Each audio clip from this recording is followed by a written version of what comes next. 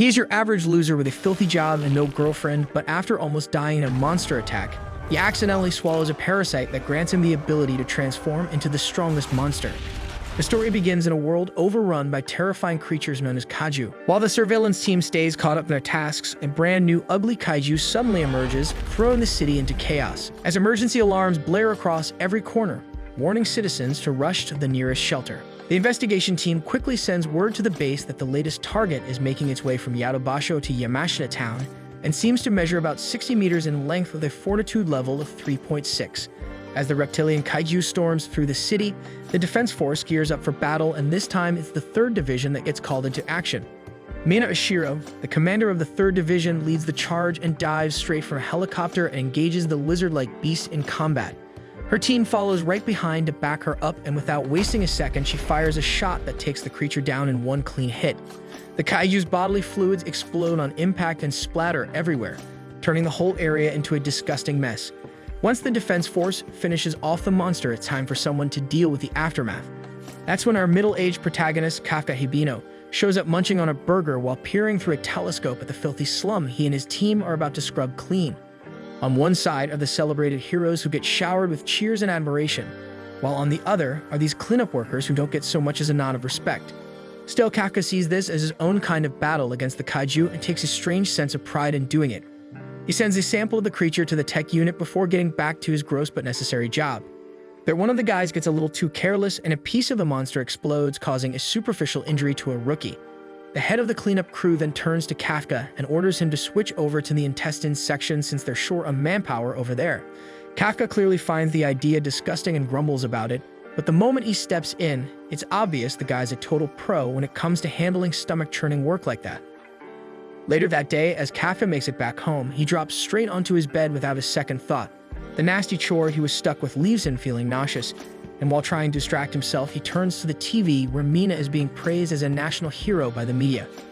The sight of her pulls him back to a time when he stood beside her, making bold promises that the two of them would wipe out every last kaiju together. Lighting up a cigarette, he sits there soaking in the bitterness of those dreams that never quite made it. Eventually, he switches off the TV and lets out a frustrated yell. But after a second, he pulls himself together and tries to convince himself that even cleaning up the mess is an important job. The next day, Kafka hops onto his scooter and rides off to work with his head pounding like crazy. Once he arrives, he meets up with his co-workers and gets introduced to a fresh recruit named Rino Ichikawa. The guy named Takuta mentions to Rino that Kafka once had the same dream of joining the defense force but ended up giving up on it. Rino cursorily looks at Kafka and asks with a serious tone why he threw in the towel.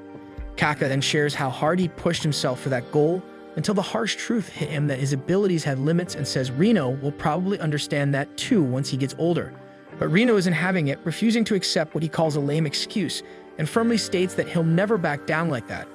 He walks off to get changed while Kafka's left standing there, clearly annoyed by the kid's attitude. Later, as the duties get announced, Kafka feels a brief spark of excitement hearing that the newbie is being handed the gruesome intestine cleanup. But that excitement quickly fades the moment he finds out he's been stuck with the same disgusting job all over again. When they finally get a break from the grind, Kafka plops down next to Rino to eat, but the poor newbie looks completely grossed out and nauseous. When Kafka asks what's wrong, Rino admits he doesn't have much of an appetite. Without missing a beat, Kafka tosses a multivitamin bottle at him, saying that stuff is exactly what Rino needs if he wants to survive the day on the job. Then Kafka pulls out some nose plugs and chases after Rino, trying to shove them in while causing a big commotion. They keep working until dusk, and when their shift finally ends, Rino approaches Kafka. True to his usual upbeat self, Kafka strikes a boxer's stance and asks if Rino is here for revenge. Instead, Rino thanks him and mentions that the age limit for Defense Force recruitment has been raised to 33, which means there's still hope for someone like Kafka at 32. Rino points out that he saw Kafka's sadness when he talked about quitting. Just as Rino turns to leave, Kafka smiles and thanks him, calling him a nice guy. Suddenly, a rogue kaiju appears and opens its massive mouth, aiming to swallow Rino whole in a single gulp. At the last second, Kafka lunges in, saving the boy but crashing hard in the process. He convinces Rino to run while he keeps the monster distracted, acting as a decoy. The monster chases him through a narrow street as he sprints, finally smashing through a glass window and leaping off a building. In that moment, Kafka recalls the time with Mina when they both lost everything to the Dan Kaiju. He tries to lift Mina's spirits by joking that all he really cared about was finishing some old Nintendo Pokémon games. Sitting together on a cliff overlooking their ruined homes, they shout in unison that they want to become Defense Force officers and turn it into a friendly rivalry to see who will become the coolest officer of all. Back in the present, Kafka mourns his failures while the monster keeps closing in on him. He grabs a rod and stands his ground, aiming to strike the kaiju's legs in an attempt to decapitate it, but the beast throws him aside with brutal force, leaving him groaning in pain. He struggles to get back on his feet, only for the monster to open its massive mouth wide again, nearly swallowing him whole. Just then, Reno saves the day by attacking the creature with a weapon he had brought along. Kafka yells at him, asking why he showed up, and Reno replies that he already notified the Defense Force and insists that he could never become a true officer if he just left a friend to die. These words echo Kafka's old dreams, giving him the strength to push himself up. Right as the monster prepares to finish off Reno, Kafka gathers all his courage and shouts, sounding like he's about to morph into a superhero or something. But before he can finish, a tiger suddenly leaps in and defeats the kaiju in a mere second. Mina appears behind the tiger, ordering everyone to take care of the injured. After being rescued, Kafka and Reno are taken to the hospital where they lie side by side, talking like old friends. Reno tells Kafka that if it weren't for him, he would have been dead already, praising how cool he is and insisting he should become a defense officer. Kafka punches himself on the head, scolding himself for having ignored his dream all along, and finally decides to give it another shot. But just as hope begins to rise, a flying bug-like kaiju appears before him. Kafka shouts as the monster announces it has found its target, and before he can react, the creature enters Kafka's mouth.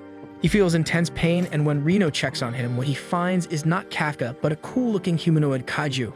Both get in shock by what Kafka has become, yet Kafka tries to reassure Reno that he is still Kafka and not a kaiju. Before they can process what is happening, an old man arrives, shaking everyone up from head to toe, and quickly calls the Defense Force to report the appearance of a kaiju inside the hospital, even if it's the last thing he does before hitting the deathbed. The story flashes back to a time when Mina and Kafka sit side by side in the library, laughing over books before everything went wrong. Kafka nervously asks Mina not to tell his mom he reads manga, saying that if she finds out, the whole neighborhood will know in minutes. Mina smiles and thanks him for always being there. Back in the present, Mina's platoon gets tasked with taking down the small kaiju spotted at the hospital, so she orders everyone to gear up and move quickly to avoid casualties. The siren blares through Yokohama, warning the residents of the threat. One passerby hears the muffled alarm and grumbles about how the government still hasn't fixed the sound system. Back at the hospital, our duo and the old man are in full panic mode. Reno urges Kafka to flash a smile and convince the geezer it's all a mix-up or maybe just a Halloween costume. Kafka quickly follows through, but the creepy grin he makes is so terrifying that the old man faints on the spot. Kafka rushes over to check on him, and the moment his hand touches the wall, the whole thing along with the ceiling cracks up, scaring both Kafka and Reno even more. Kafka starts to worry that he really has turned into something dangerous. Just then, patients in the lobby catch sight of him. Kafka panics and thinks about jumping out the window to avoid causing more trouble, but the moment he touches the window with his kaiju hand, it crumbles completely. Reno bolts outside and Kafka tries to follow, but even a small jump sends him flying high into the air. The Defense Force gets the alert that the kaiju has escaped from Yokohama Hospital and is now making its way toward an already evacuated area. As Reno runs alongside him, he finds himself struggling to process the fact that his senior has somehow turned into a kaiju. When he glances back to ask if it's really still the same Kafka, he sees that things have taken an even weirder turn as Kafka now looks even more terrifying, with tentacles and other freaky extensions jutting out his body. Reno asks if this is some kind of special burst mode, but it's clear that Kafka himself has no clue what's going on. Right then, a worm-like projection suddenly shoots out from his mouth and swallows a bird alive, which leaves both of them absolutely horrified. Kafka somehow manages to shift back into his humanoid form, but the moment he settles down, he turns to Reno and says they've got a serious problem. Already overwhelmed with everything going on, Reno asks what now, only for Kafka to explain that he really needs to pee and there's no holding it anymore. Reno checks him over and quickly realizes that the usual equipment for peeing is nowhere to be found. And just like that, Kafka loses control and ends up releasing the liquid from a place that absolutely no normal human should pee from. Kafka drops to the ground in misery, trying to recover from the emotional damage, while Reno does his best to get him moving again. Our guy lies there, crushed over the thought that his dream is now officially over since there's no way he could ever join the Defense Force like this. That's when Reno notices a restricted zone nearby and begins pushing the barrier aside, figuring that it might be the perfect place for the two of them to hide. Kafka's ears suddenly ring as he grabs his head, claiming he can feel something moving underground. And in that moment, he realizes he's sensing a kaiju. At the same time, the surveillance team alerts the 3rd Division of the Defense Force, the same group that's hunting Kafka, and they quickly scatter into position. Kafka tells Reno that this kaiju feels like the one that attacked them before, and the two dash toward the restricted zone. Meanwhile, a little girl and her mother are attacked by another kaiju, and the mom ends up trapped under rubble as the creature lunges forward, jaws wide. Just before it strikes, Kafka crashes in and knocks the monster away with a solid punch, then starts making funny faces to calm the kid, though all he manages to do is terrify her even more. Reno shows up and together they move the mother to safety. Just then, the bad kaiju gets back up only to get obliterated when Kafka punches it with enough force to send it flying and explode in the air, making its bodily fluids come down like raindrops. Kafka kneels beside the scared girl and softly says he'll be gone soon and the defense force will handle the rest, but just as he turns to go, she thanks him, sparking a memory of Mina in his mind. Reno warns him to run before the disposal unit shows up, but Kafka stays rooted, staring forward before declaring he's done giving up, and as he says it, his kaiju head disintegrates, revealing his human face underneath. When Mina arrives at the scene, she feels confused by everything that just happened and approaches the little girl to try and get some information from her. The girl hesitates at first, but when Mina promises she will wipe out all the kaiju, the girl asks her to promise not to hurt the good kaiju who saved her mom. This unexpected request leaves Mina flabbergasted, and the so-called missing kaiju receives the code name Kaiju number 8, with a super ugly face chosen to represent it.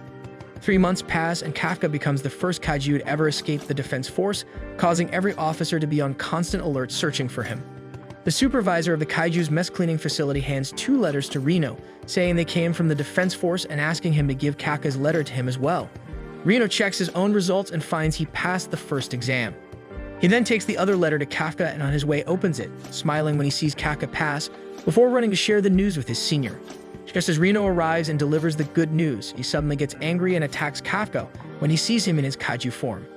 Apparently, Kafka still hasn't fully mastered shapeshifting and quickly realizes his mistake and tries to morph his face back, but forgets to hide the fangs. Reno explodes in his ears, telling him to be more careful since his kaiju form is famous all over the media. As the story rewinds, it reveals that after the incident, they rushed to the hospital and made up a story about running away when the kaiju showed up. Reno hoped they had fooled the defense force, but Kafka's kaiju form had spread across the media like wildfire, all thanks to the old geezer. Reno then hands Kafka a letter and finds out it's always the second round where Kafka fails.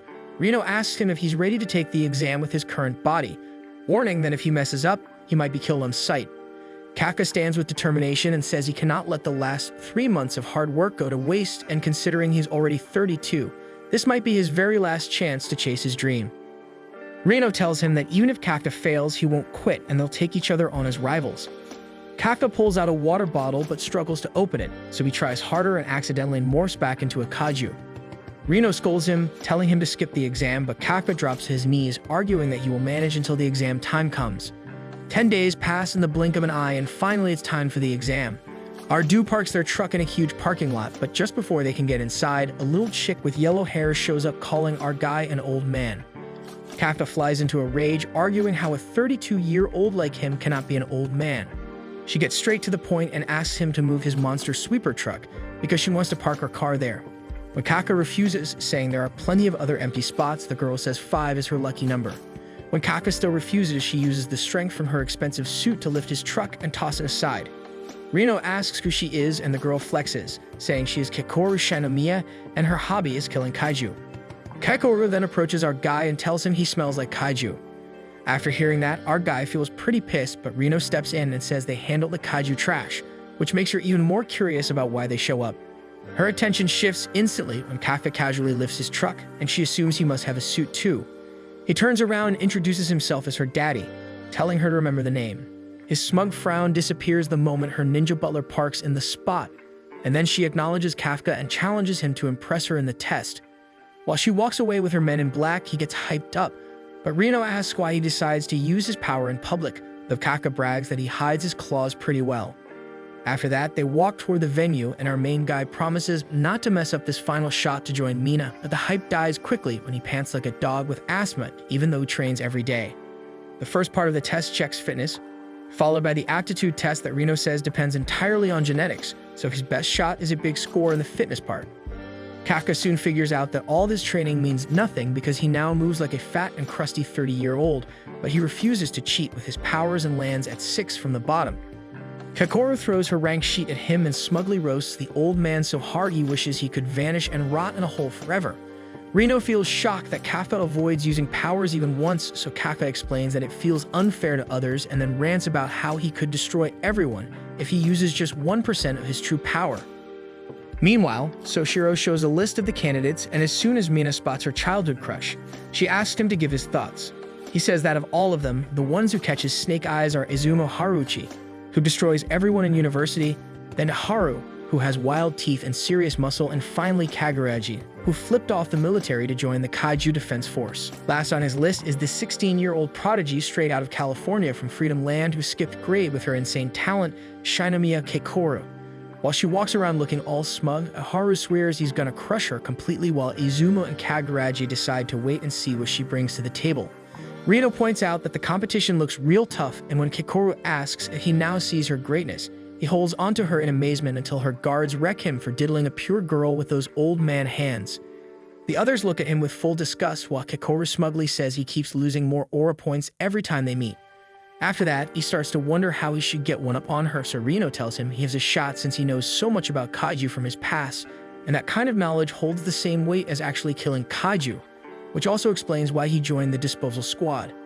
Later, in front of a massive gate, Captain Soshiro introduces himself and says the next part happens inside, then opens the doors to reveal kaiju waiting for them since they will be hunting those for the test.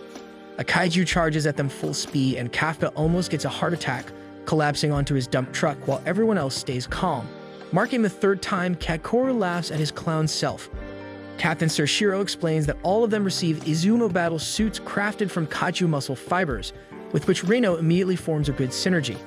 Since it is the top weapon humans use to fight kaiju, the Defense Corps first checks each person's raw potential. Reno pulls a decent 8%, while Izumo and the others all cross 10%, which stuns Lab Lady Okanoji because it is rare to see more than one person a year break that mark. Her jaw crashes to the floor when she sees Keikoru sitting way above everyone else with a crazy 46% unleashed potential, already putting her near platoon leader rank. That gives Reno a rough case of FOMO, but Captain Soshiro tells him 8% is actually solid for a first-timer and jokes that at least he is not at 0, then laughs harder saying nobody has ever had 0. Hearing that, the commander starts laughing like crazy while Kafka tries to squeeze out some potential without causing an accident in his pants. Kafka tries to figure out the secret behind unlocking his potential while Keikoru fumes hard, watching him suck like a dad joke after showing off in the parking lot. Once everyone gets into their suits, Captain Budget Orochimaru announces that their test starts now. He explains there are 36 small-time kaiju and one big Hanju boss hiding inside the city, and they are all equipped with anti-kaiju rifles to hunt them. While drones follow each candidate and activate a defense shield, the second things get too wild, which also means an instant fail.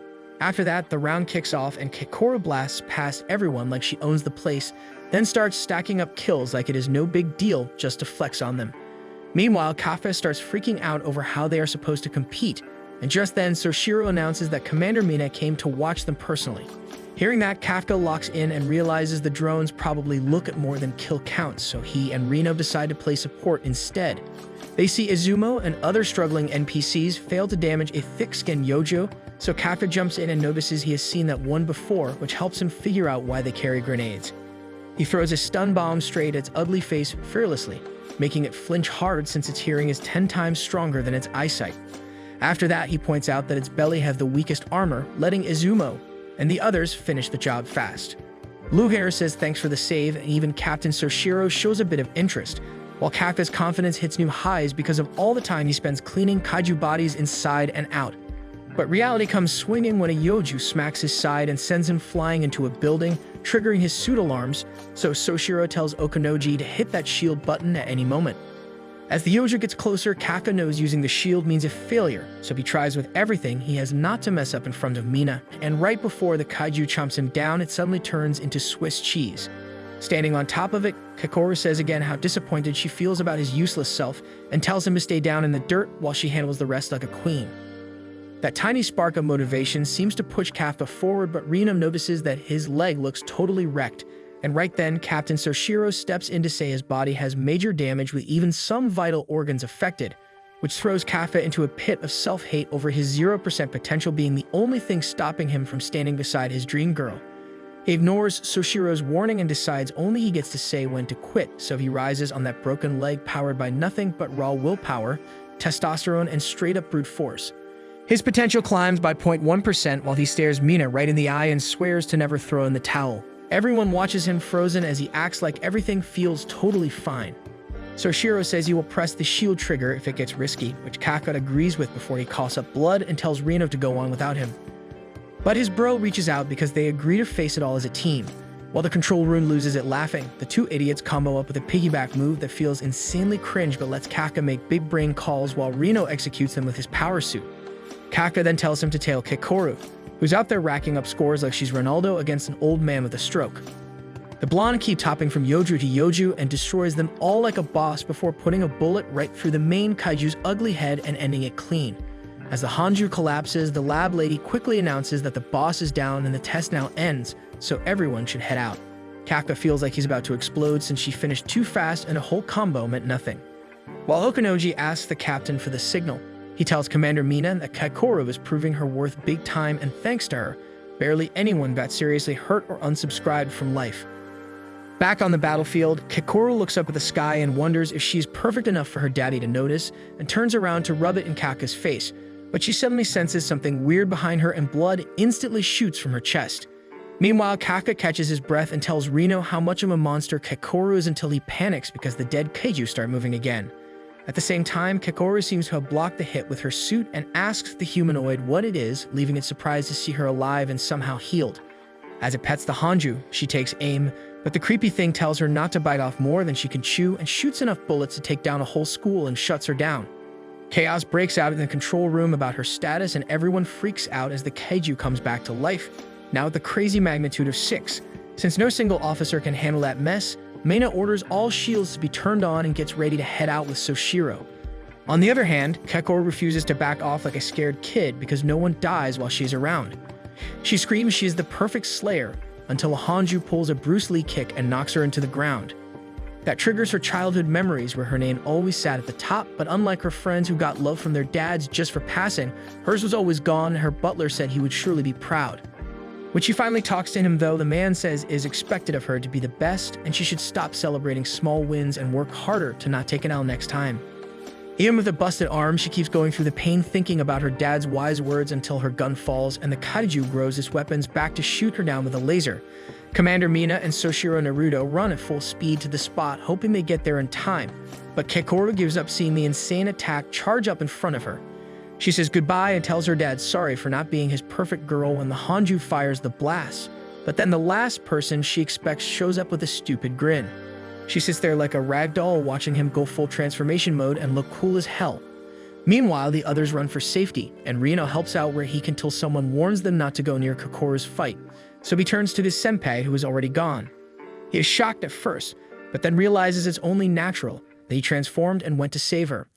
On the flip side, Kikoru asks Kafka what he even is, so he gets on his knees and begs her to keep his secret, but says first he has a naughty kaiju to take out. Back in the control room, Okunoji alerts the commander that there is now a kaiju with a level 9 signal, which the captain finds hard to believe because that would make it the strongest in history. Just then, Kafka goes full Saitama and charges up because he plans to end it with one punch. With just one punch, he eviscerates the entire soul out of that kaiju like a boss, and then bathes in the blood of his enemy as Kikoru stares in shock. Kikoru wonders if he is just some senile old man as he cleanly slices up a Yoju creeping behind her and tells her she will be just fine with the warmest grin on his face, something her daddy never showed her.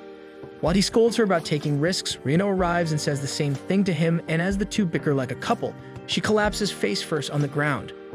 A few hours later, Captain Soshiro and Mina reach the location and feel confused about what could cause such chaos while Okunoji reports that the last 3 candidates also made it out alive. Soshiro says he doubts even Kikoru can do that and points out that the damage looks a lot like the scene from 3 months ago. Later, Kafka lies wrapped up in the hospital and feels pissed that Kikoru gets the best treatment while he only gets patched up. Still, seeing all these legends around reminds him that there is always someone better than him out there, but he claims that only fires him up more, unaware that Mina stands outside hearing every word. She then enters and thanks him for carrying Kikoro before dipping out fast, while Kafka holds back from saying her name until he earns a place by her side. Meanwhile, in the ICU, Kikoro feels uneasy about her dad and jumps up thinking she sees his shadow. Captain Soshiro thanks her for saving lives, which makes her think of Kafka. Still, when he asks if she didn't do it, she admits she did. On the flip side, the humanoid Kaiju is surprised hearing there were no deaths after reviving the Hanju and guesses the so-called captains on the news must be pretty strong, and then shows interest in the mentioned Kaiju number 8. It then gets a call, so it slowly morphs into a man and tells the team he's late because of some really spicy Taco Bell. As the men walk away with it, the thing almost fumbles the transformation, but the men are none the wiser. While Kafka and Reno keep arguing over their usual nonsense, their supervisor walks in holding the envelopes with their results. Both our guys sit at the table staring at the envelopes that hold the weight of their futures, and while Kafka knows this is his final shot, he quietly wonders if this path will finally lead him back to his childhood crush as he opens the envelope and finds himself frozen with his mouth wide open in disbelief at what he sees inside. Later at the headquarters, all the new recruits gather for their entrance ceremony, bracing themselves for the usual boring speeches. And as they glance around at each other's faces, nothing really stands out since most of them were already expected to be selected from the start. Kikoro makes her entrance and is asked to take the oath on behalf of the batch, being the top student, while Izumo and Kaguraji seem locked in a rivalry that's clearly just getting started. Around the same time, Iharu bumps into our junior and the two share quick introductions without much fuss. Before long, Captain Mina arrives and heads straight to the stage to begin the induction, calling Kikoro up to speak on behalf of the recruits as she steps forward and delivers the oath confidently. Mina thanks the yellow-haired ponytail for her efforts during the exam and mentions that the reason no lives were lost was because of her, though her eyes quietly begin scanning the crowd with a heavy expression, searching for Kafka, knowing deep down that the real credit belongs to him. As she clenches her teeth, clearly ready to demand answers about his creepy transformation, Kafka casually strolls in late, and the second he does, Kikoro's face lights up bright red, while everyone's attention turns straight to him.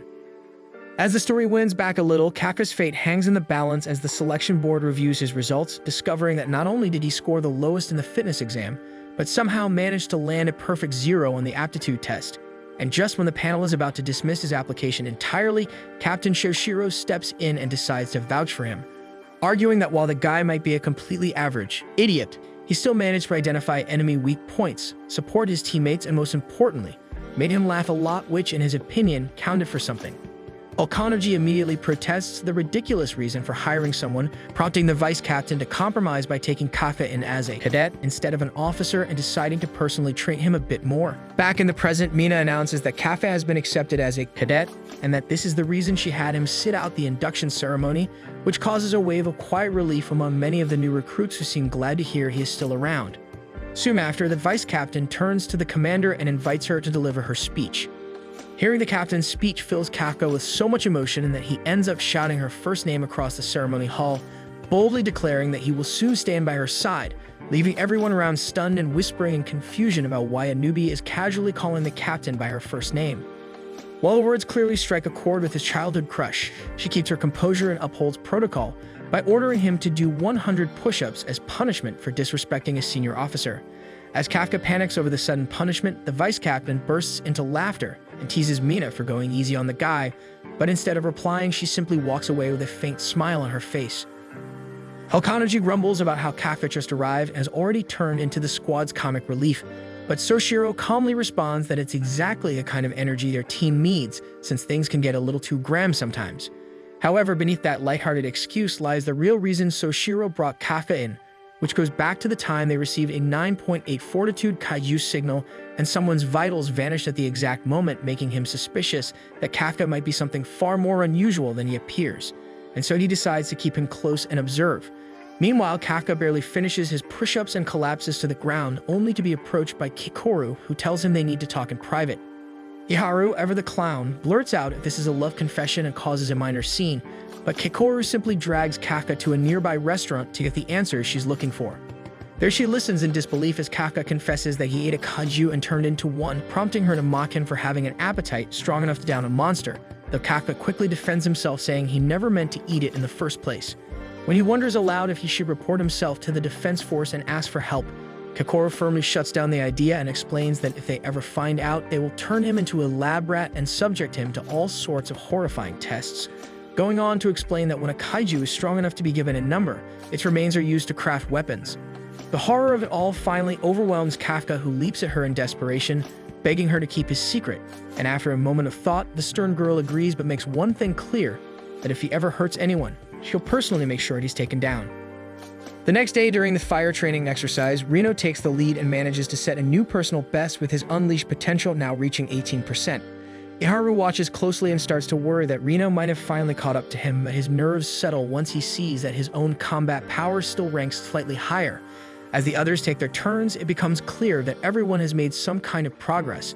Even Kafka, after all his struggles, achieves a new personal record as his unleashed power finally climbs to 1, which sends him sprinting toward Kekoru in pure excitement. However, the moment is short-lived as the vice captain shuts him down right away, warning that if his numbers stay this low, he will be kicked out before long. Without missing a beat, Soshiro calls for everyone to run 10 laps as part of their routine, and when the group groans in protest, he raises it to 15 without blinking. After wrapping up their intense training for the day, the squad heads straight into a hot bath, hoping to soothe their aching muscles and relax a little. As expected, the moment they settle in, the place erupts into chaos with everyone getting loud and playful, each one trying to squeeze in some fun before the day ends. As things start to settle down a little, the guys shift from splashing around to talking about why they chose to join the defense force. One says he owed his life to the commander who once saved him, while another admits he fell for her strength and grace the moment he saw her in a poster. When the spotlight lands on Kafka, he hesitates but ends up letting it slip that he and the captain go way back as childhood friends, and that it all began with a promise they made back then. Realizing what he just revealed, Kafka panics and tries to slip away unnoticed. But the rest of the guys pounce on him like a pack of zombies, desperate to get every juicy detail out of him. Later, when the girls step out of their bath, they're met with a bizarre sight of all the guys passed out on the ground, barely clinging to consciousness with towels draped over them while Reno does his best to cool them off. Turns out the brilliant idea of soaking in the hot bath for way too long backfired, leaving the whole squad completely drained and sprawled out like overcooked noodles. Days pass by as the entire platoon endures tough and grueling training every single day. They push through all kinds of exercises while still finding time to have fun in between. One night after everyone has gone to bed, Kafka stays in the library burning the midnight oil. Soshiro appears and asks if all this effort is for the captain. Kafka zones out, wondering how he found out, and the vice captain explains that he overheard him talking in the bath, reminding him that every word spoken in this dorm is recorded. On top of that, he suspects Kafka is aiming for his vice captain position and warns him that he will never lose his place next to the captain. As Soshiro turns to leave, the alarm sounds and he tells Kafka to get ready because it is already time for his first mission. At the operations room, Commander Mina asks the lab lady for an update while drones fly around urging citizens to evacuate from the disaster. Okanoji explains that the Hanju already bursts out from underground and charges its way, leaving a swarm of Yoju babies behind it. Knowing the only option is to wipe it out completely, the red-haired lady Nakanashima suggests luring it to Sector Bravo and finishing it there. Commander Mina hears that and says she'll take the shot on the big Hanju, tells the others to handle the cleanup, and wishes everyone good luck. Out on the road, truckloads of recruits roll out locked and loaded for their first mission ever, and Kekoru watches Kafka like she still can't believe a man that useless turns out to be Kaiju number 8. Later, Kafka gets into position as all the recruits quietly watch the massive beast barreling toward them. Captain Soshiro tells them the real problem is that it cranks out babies faster than Alon's Dogecoin, so their job is to make sure none of those critters cross the checkpoint. In the end, he makes it clear that senior officers are already stationed ahead, which means the recruits are the final line of defense. After checking that no one has questions, he tells them to get out there and prove themselves. Sometime later, Okanoji mentions that Commander Mina needs 8 minutes to reach her camping spot. After hearing that, Kafka tells Reno he's set on proving himself this time since he knows he won't get another chance if he gets fired in 3 months, and even though his legs are shaking, he admits he's honestly excited. Right after that, the critters start crawling out of their broods, so the recruits leap off the roof, while Kafka climbs down like some knockoff Peter Parker. A chopper finally drops the commander at her sniping spot, so Okanoji tells everyone to lure the Hanju into her line of fire, and the army starts blasting it with missiles to pull its focus. From a distance, Captain Soshiro tells the recruits to stay sharp, and Kafka answers with his 1% unleashed combat power, though the first Yoju smacks him straight into the trash. A senior then starts clowning the recruits, which ticks Kekoru off, so after he tells them to go hide home and suck her thumb, she gives a smug reply and then wipes out the entire horde by herself. while everyone watches her in shock as a single thumbs up from Daddy Kafka makes her blush so hard her suit tells her to calm down. Meanwhile, Iharu pops in and lands the final shots on a creeper the others helped weaken, then starts bragging about it to Reno, who one-shots the same kind by himself and humbles the redhead with his big brain move, thinking he still has a long way to go if he wants to stop his senpai from transforming. At the same time, Kaguraji and Izumo wipe out the critters and leave their seniors so embarrassed that they start whining to the platoon leader. She says she's honestly surprised to see how hot the newbies this year are as well, and then tells them how Captain Soshiro mentioned that this year's recruits are just built different with their raw potential and constant urge to outdo each other. Hearing the lab lady report that everything's going smoothly across the board, Kaka feels both relieved and annoyed that he's still completely useless, but then he remembers his senior's advice to stay safe and lean into his strengths. So he shocks everyone by digging through the mushroom monster's body and cutting deeper to find the core, only to realize it's not in the usual spot. Right after, he notices something sketchy and reports to Captain Soshiro that the weak point is on the side, but also points out they got balls, meaning if they don't destroy everyone, many more monsters will spawn. Impressed by the info, Soshiro gives him a pat and tells Okonoji to spread the word fast. Feeling proud of his contribution, Kaka rushes off to make himself even more useful and earn a spot next to Mina. But just as he gets in the zone, a massive explosion cuts his thoughts short. The big boss finally reaches the right spot, so the military bombs it while foot soldiers lay cover fire to hold it down. From a rooftop, the commander sets up her big black blaster and after clearance recalls Kaka's promise to be a cooler soldier, deciding to show off her aura.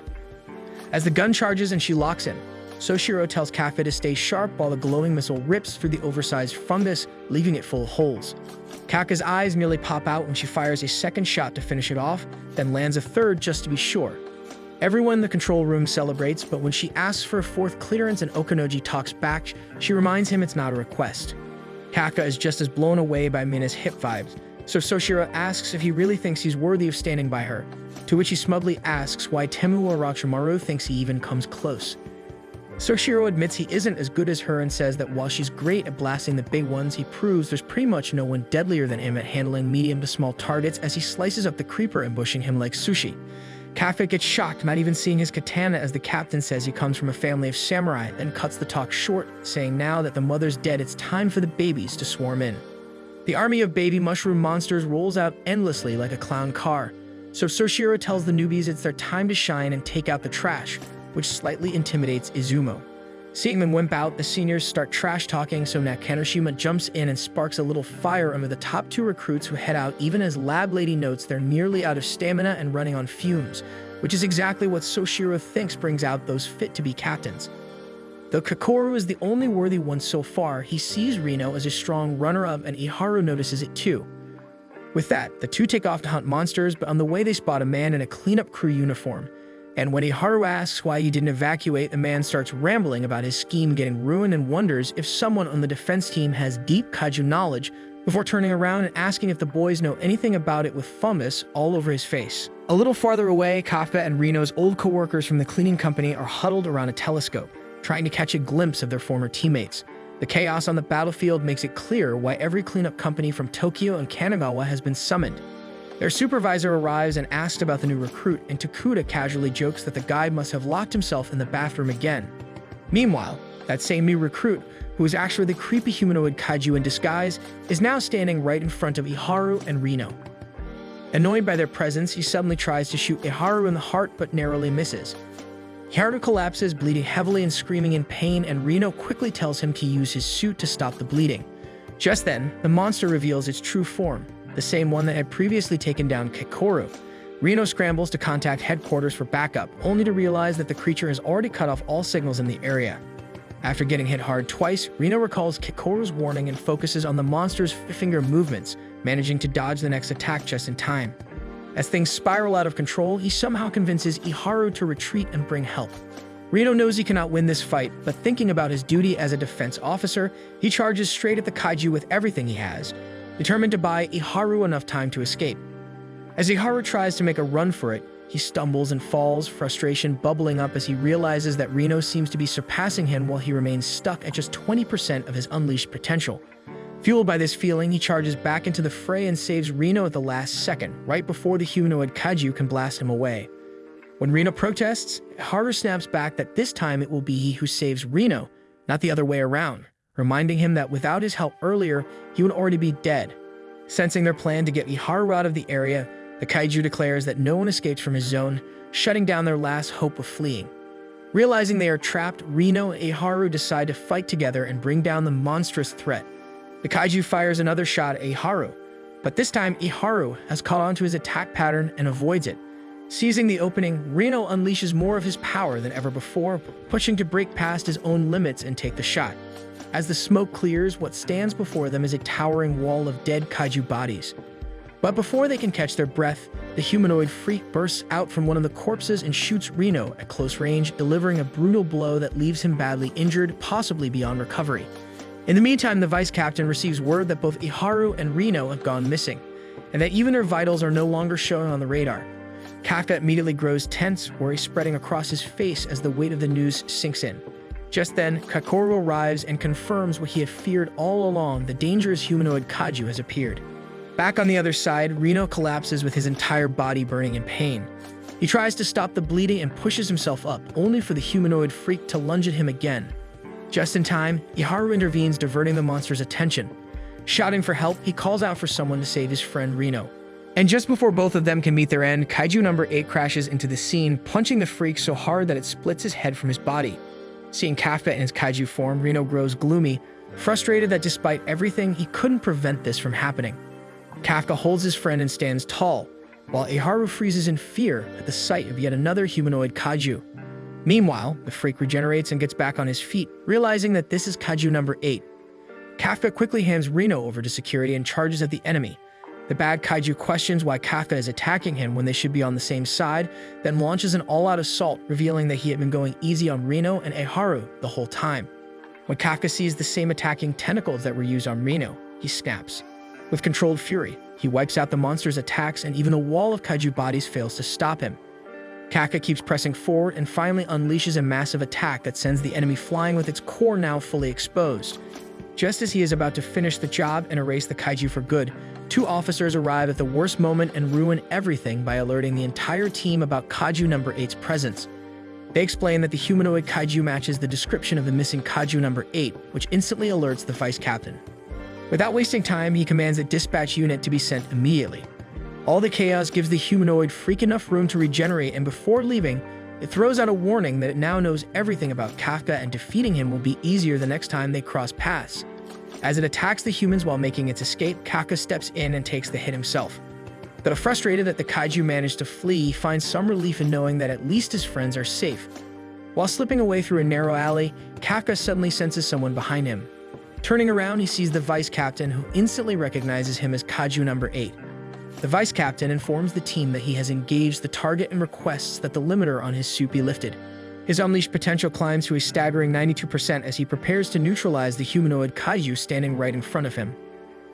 All warmed up, Captain Soshiro gets ready to strike while Kafka tries to think of an escape until a slash suddenly appears on his shoulder, making it clear he's in serious danger. Soshiro sends him flying and goes full sword nubjutsu at supersonic speed, slowly but surely slicing through Kafka's rock-solid shell with moves Kafka didn't think even Kakoru could pull off. After that, another stab to the chest fully exposes his core, but his insane regeneration keeps him alive. Kafka tries to make a break for it, but the samurai goes full Levite, and watching him dodge his attacks at lightning speed. Soshiro figures he's at least a magnitude 8, which makes him a great kaiju. With that, he charges his blades and launches an invisible double slice that cuts through Kafka's leg like butter, then follows with his real strike aimed at the core, which Kafka catches using his side teeth before charging an ultimate, only to blast it on Soshiro's katana, leaving the captain untouched. Feeling let down, he reports kaiju number 8 escaped, which makes Kakoru wonder if such a monster is worth trusting, though her face lights up when she spots his wrinkly old face. After that, she sharply reminds him he's just an old fart with arthritis and has no business trying to fight the captain.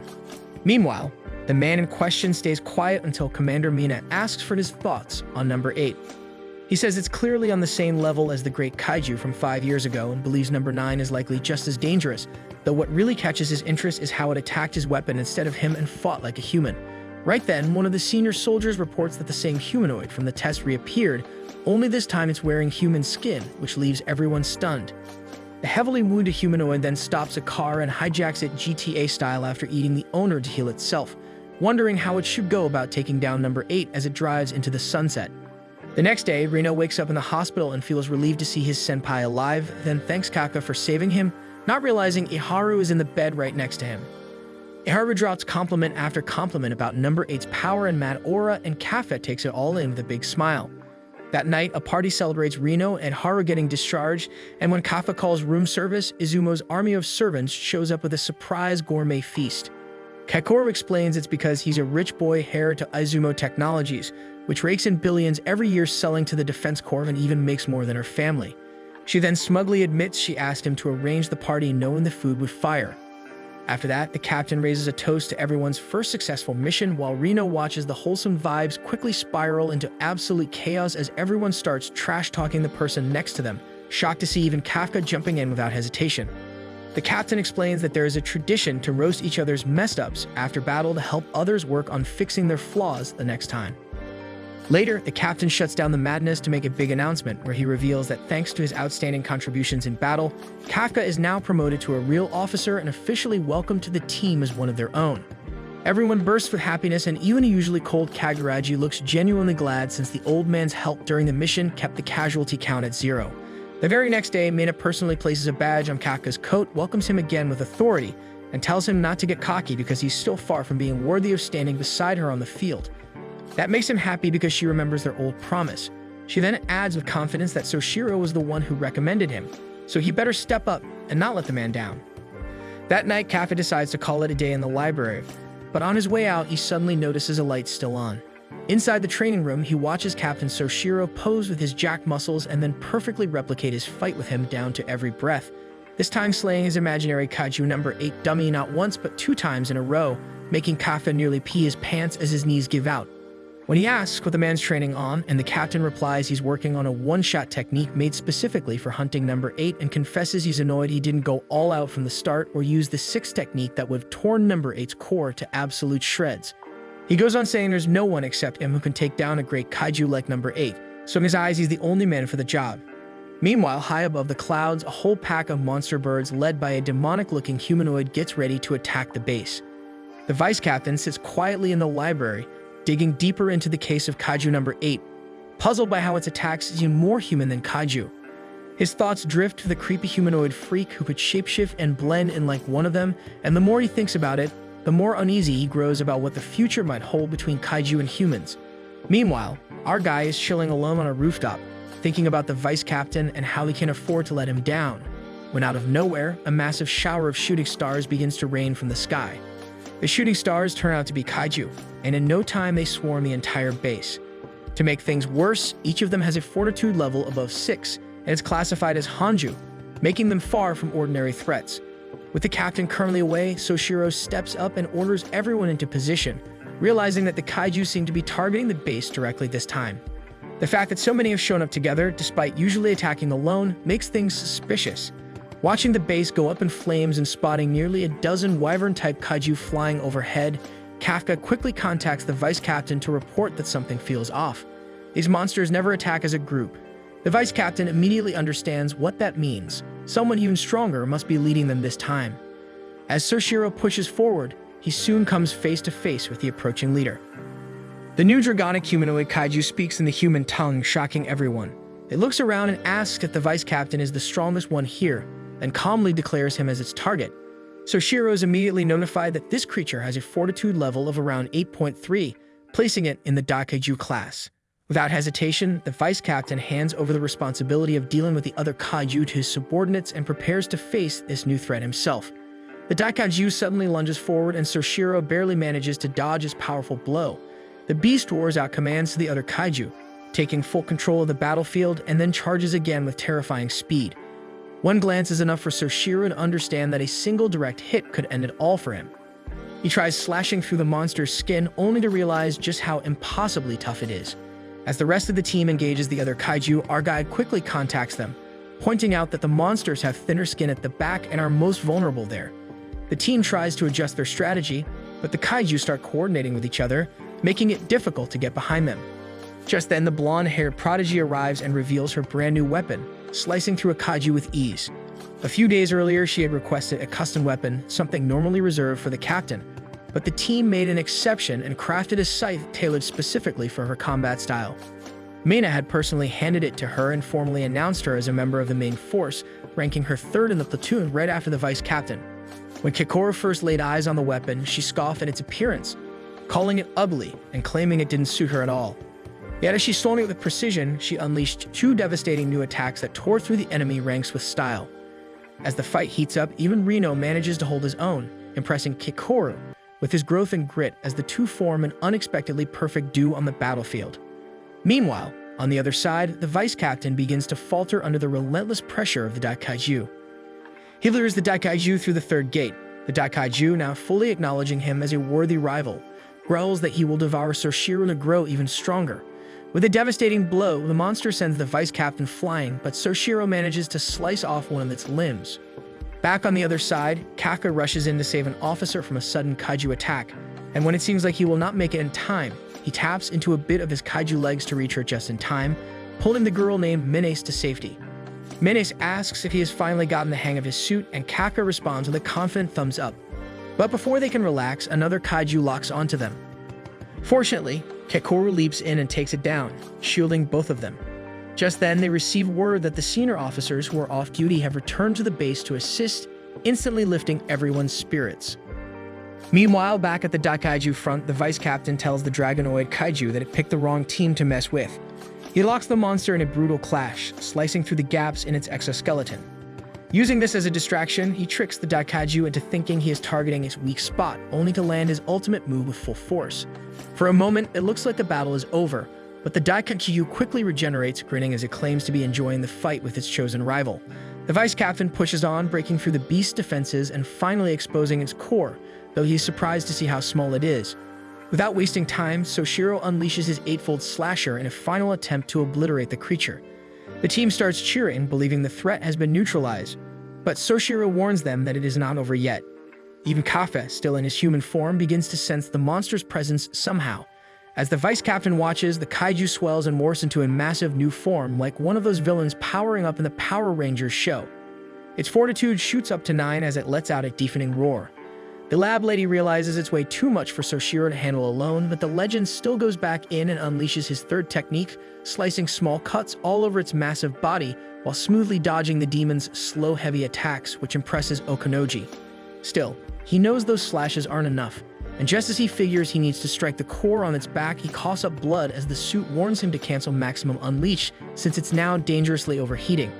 Even so, he keeps going and dodges the kamikaze bird bombs that make up a thick smokescreen, giving him the chance to sneak up and go for a hit on its back, or so he thinks, until dozens of eyes suddenly pop open and the beast lands a brutal counter that blasts him through walls like a cannonball, so hard his suit shuts down on impact and instantly recommends emergency medical treatment.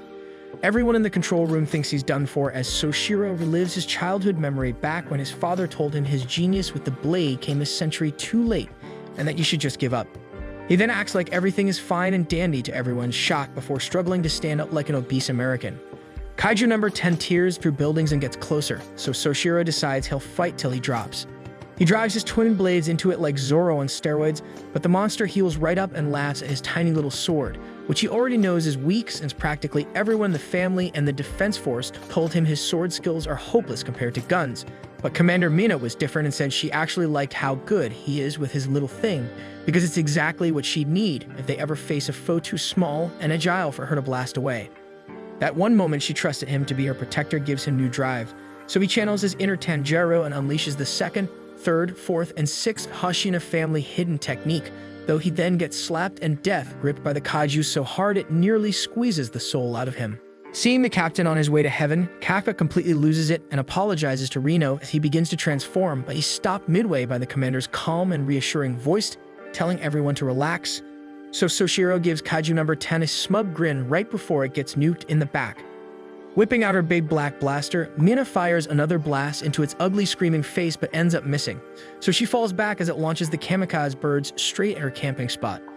Okonoji reports the core is in its upper back, but the captain knows it's no joke trying to get the big rascal to expose his weak spot, so he runs out on fumes and makes deep cuts in its legs as a decoy despite Okonoji's warning, but the wounds disappear in an instant.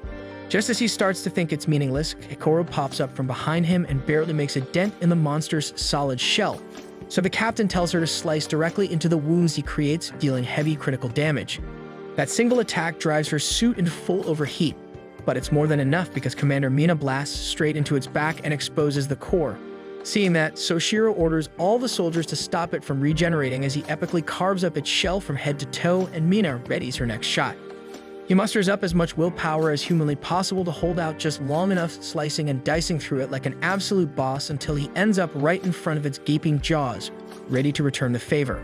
Unfortunately for the big red discount final boss, Mina unleashes 96 and blasts the so-called Great Kaiju straight to smithereens.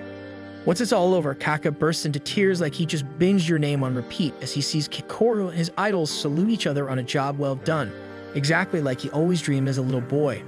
Reno tells him to quit crying like a preschooler and hypes him up by saying this is just the start for them. Meanwhile, Commander Mina stops Soshiro from going off again and orders him to finally get some rest. However, her tiger suddenly freaks out and they all turn to the horrifying abomination in the sky made from exploding kamikaze birds, which has an estimated explosive force equal to a literal nuclear bomb. As the recruits try firing at one, the shockwave from the blast makes it clear that it won't cut it, and number 10 lets out one last evil laugh, saying it looks like their fight ends in a draw. Mina realizes this could be the end, but they suddenly hear Reno yelling at Kaka to stop, and everyone watches in shock as the dude dashes like a black man at the Olympics and transforms right in front of them. Seeing him fully unleashed, Soshiro regrets how much he vied with the guy and can't believe he liked him so much that he refused to connect the dots and accept that Kaka was number 8 all along. Meanwhile, Kaka recalls his promise to Soshiro and Kikoru. Knowing this could be the final moment they talk as actual friends, and then he remembers what he owes Reno and the love of his life. While everyone stands frozen in shock, he charges every last ounce of power into his legs, launches like a rocket, and punches the nuclear tumor with everything he's got, sending it flying into the stratosphere. Right after, Mina shouts for everyone to brace for impact, and Kafka shields her and the captain with all of his strength as if his life depended on it. As the dust settles, the two of them get up while Kafka loses all the power in his busted old arms and legs trying to get away, and Mina stays cold as ice, image up like a savage to keep up her commander image, and tells him he's officially under arrest. At the director's office, the team reviews the footage capturing Kafka's transformation. The deputy director questions how a Daikaiju-level monster managed to hide right under their noses for so long. One of the officials suggests alerting the media, but others quickly shut the idea down, arguing that it would be better to eliminate the creature quietly and turn it into a weapon. The director silences the room, calling the discussion pointless for now, and firmly orders them to retrieve the kaiju from the 3rd Division before making any further decisions. Meanwhile, back at the 3rd Division, our guy is restrained and seems to be napping despite everything going on around him. He opens his eyes, growing gloomy as he remembers Kikoru telling him the defense force might consider turning him into a weapon. Just then, Mina, the vice captain, and a few others arrive to escort him outside where a transport truck is waiting. Outside, everyone stands in a line. Kafka feels sad that he couldn't look his friend in the eye, wondering if Reno would be really mad. But as he steps into the truck, Reno rushes up to him, calling him senior, and telling him he has faith he will come back. Inside the truck, Kafka has some quiet time with Mina, who admits she was shocked to see him transform into a kaiju. She promises to gather footage and testimony to prove he still has his humanity and that no one here sees him as an enemy. Before she leaves, Kafka cries quietly, asking if he can still stand by her side, making her smile. As he leaves, the vice captain orders the platoon to salute. When the stern deputy director questions if he's saluting a kaiju, the vice captain simply replies that he is saluting his captain. As our guy is taken to the Ariake Maritime Base, he is locked behind the 31 gates. Several days pass at the 3rd Division, and the whole platoon worries about the fate of their comrade, reminding each other how he saved them so many times. Even the captain shares their concern and works hard to compile all the data she can to find a way to save him. While everyone is doing their best, the yellow-haired girl arrives at her father's office. She asks him to spare her friend and not eliminate him, arguing that he has saved her life. The director dismisses her, calling her a fool. Then he shows her an X-ray of Kafka, pointing out that what Kafka tried to pass off as a heart is actually the core of a kaiju. As she leaves, she tells her father that she still believes in him. Meanwhile, the scientists continue running tests on Kafka. Later in the captain's office, Mina gathers some of the new recruits and tells them they are going to be split up and reassigned to different bases. The guys protest, but it seems there is nothing they can do. Later, Izuma overhears Kagagari on a phone call asking someone to save Kafka. After the call, Kagagari sits beside Izumo and explains that he was talking to an old commander friend. He admits he knows personal favors probably won't work, but he is still trying his best. Just a while later, the director himself arrives at the place where Kafka is locked up. Kafka shouts at him that he is not a kaiju. The director orders the team to release the bindings, and when they protest, he points out that a kaiju of Kafka's power could easily break free if he wanted and is only sitting still because he chooses to cooperate. As Kafka is released, the director immediately unleashes his fire and goes all out attacking him, arguing that no human could withstand an assault like this. Then the director prepares his gear and nerve links with weapons created from Kaiju number 2. He demands that Kafka morph if he does not want to die in his human form.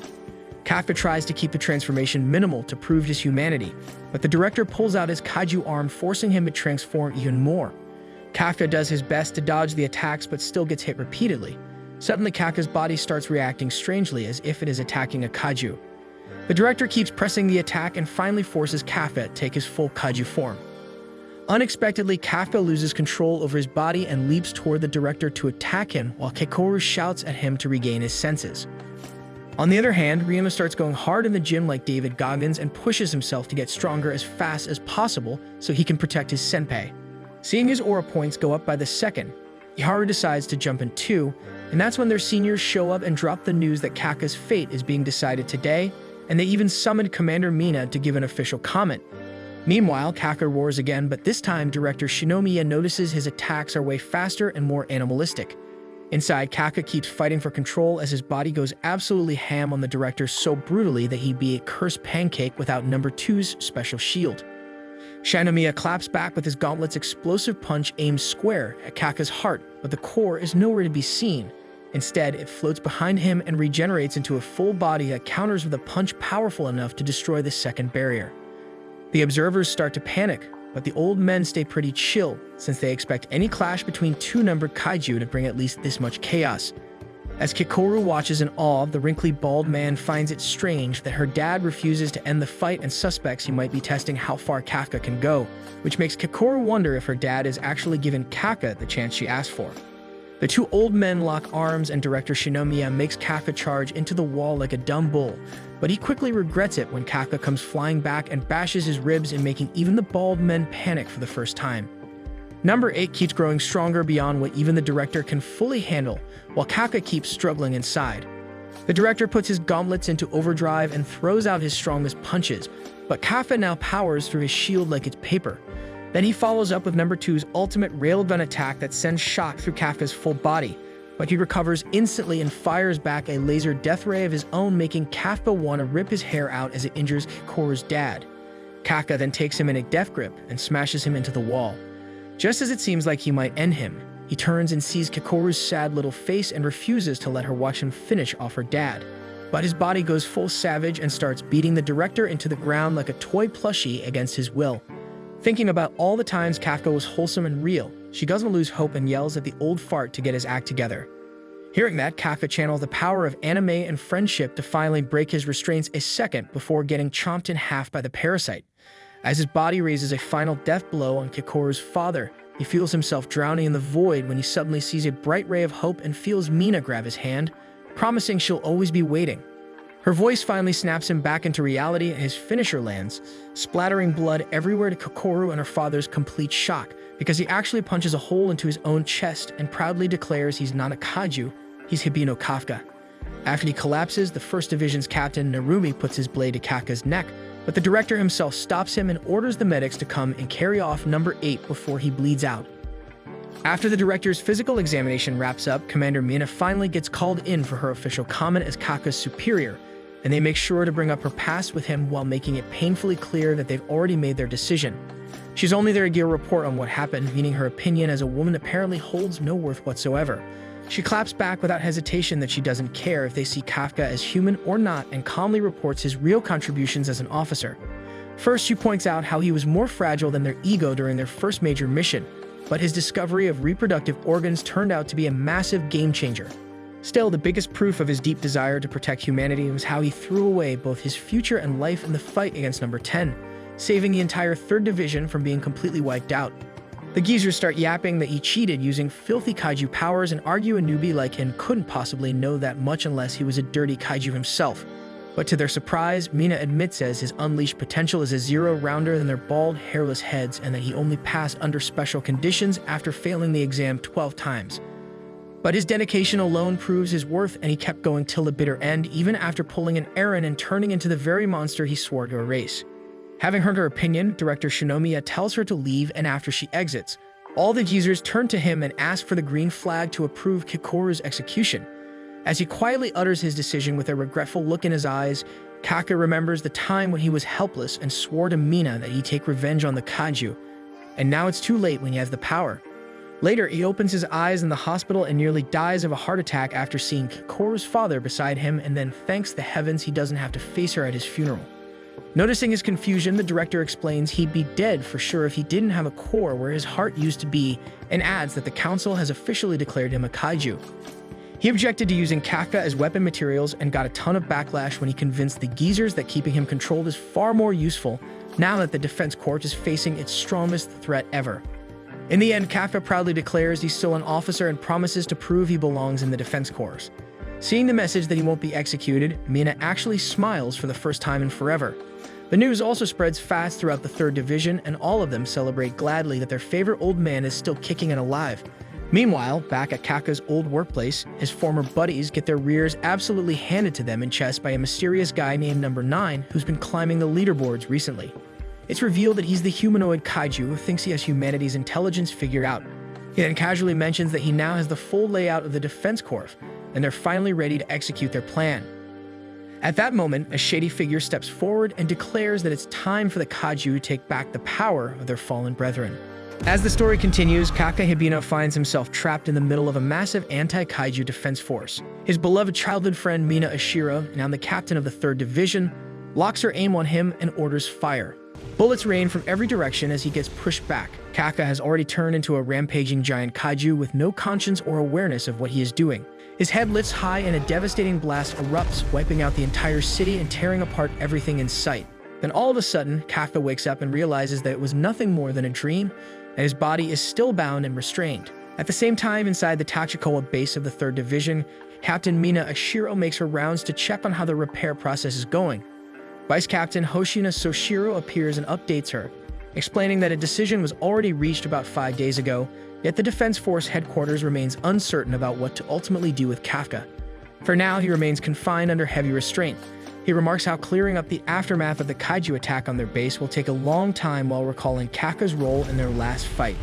Captain Mina then asks if the rookies will be meeting with their new units today, and Hoshina reassures her that they will manage without trouble. Meanwhile, Rino and Eharu make their way to the 4th Division's Matsumoto base, where while driving, Eharu notices how gloomy Rino looks. Wanting to break the mood, he pulls over and drags him into taking random photos along the way. Rino asks if they really have time to mess around, but Eharu brushes it off, saying they've got plenty of time before reaching the base.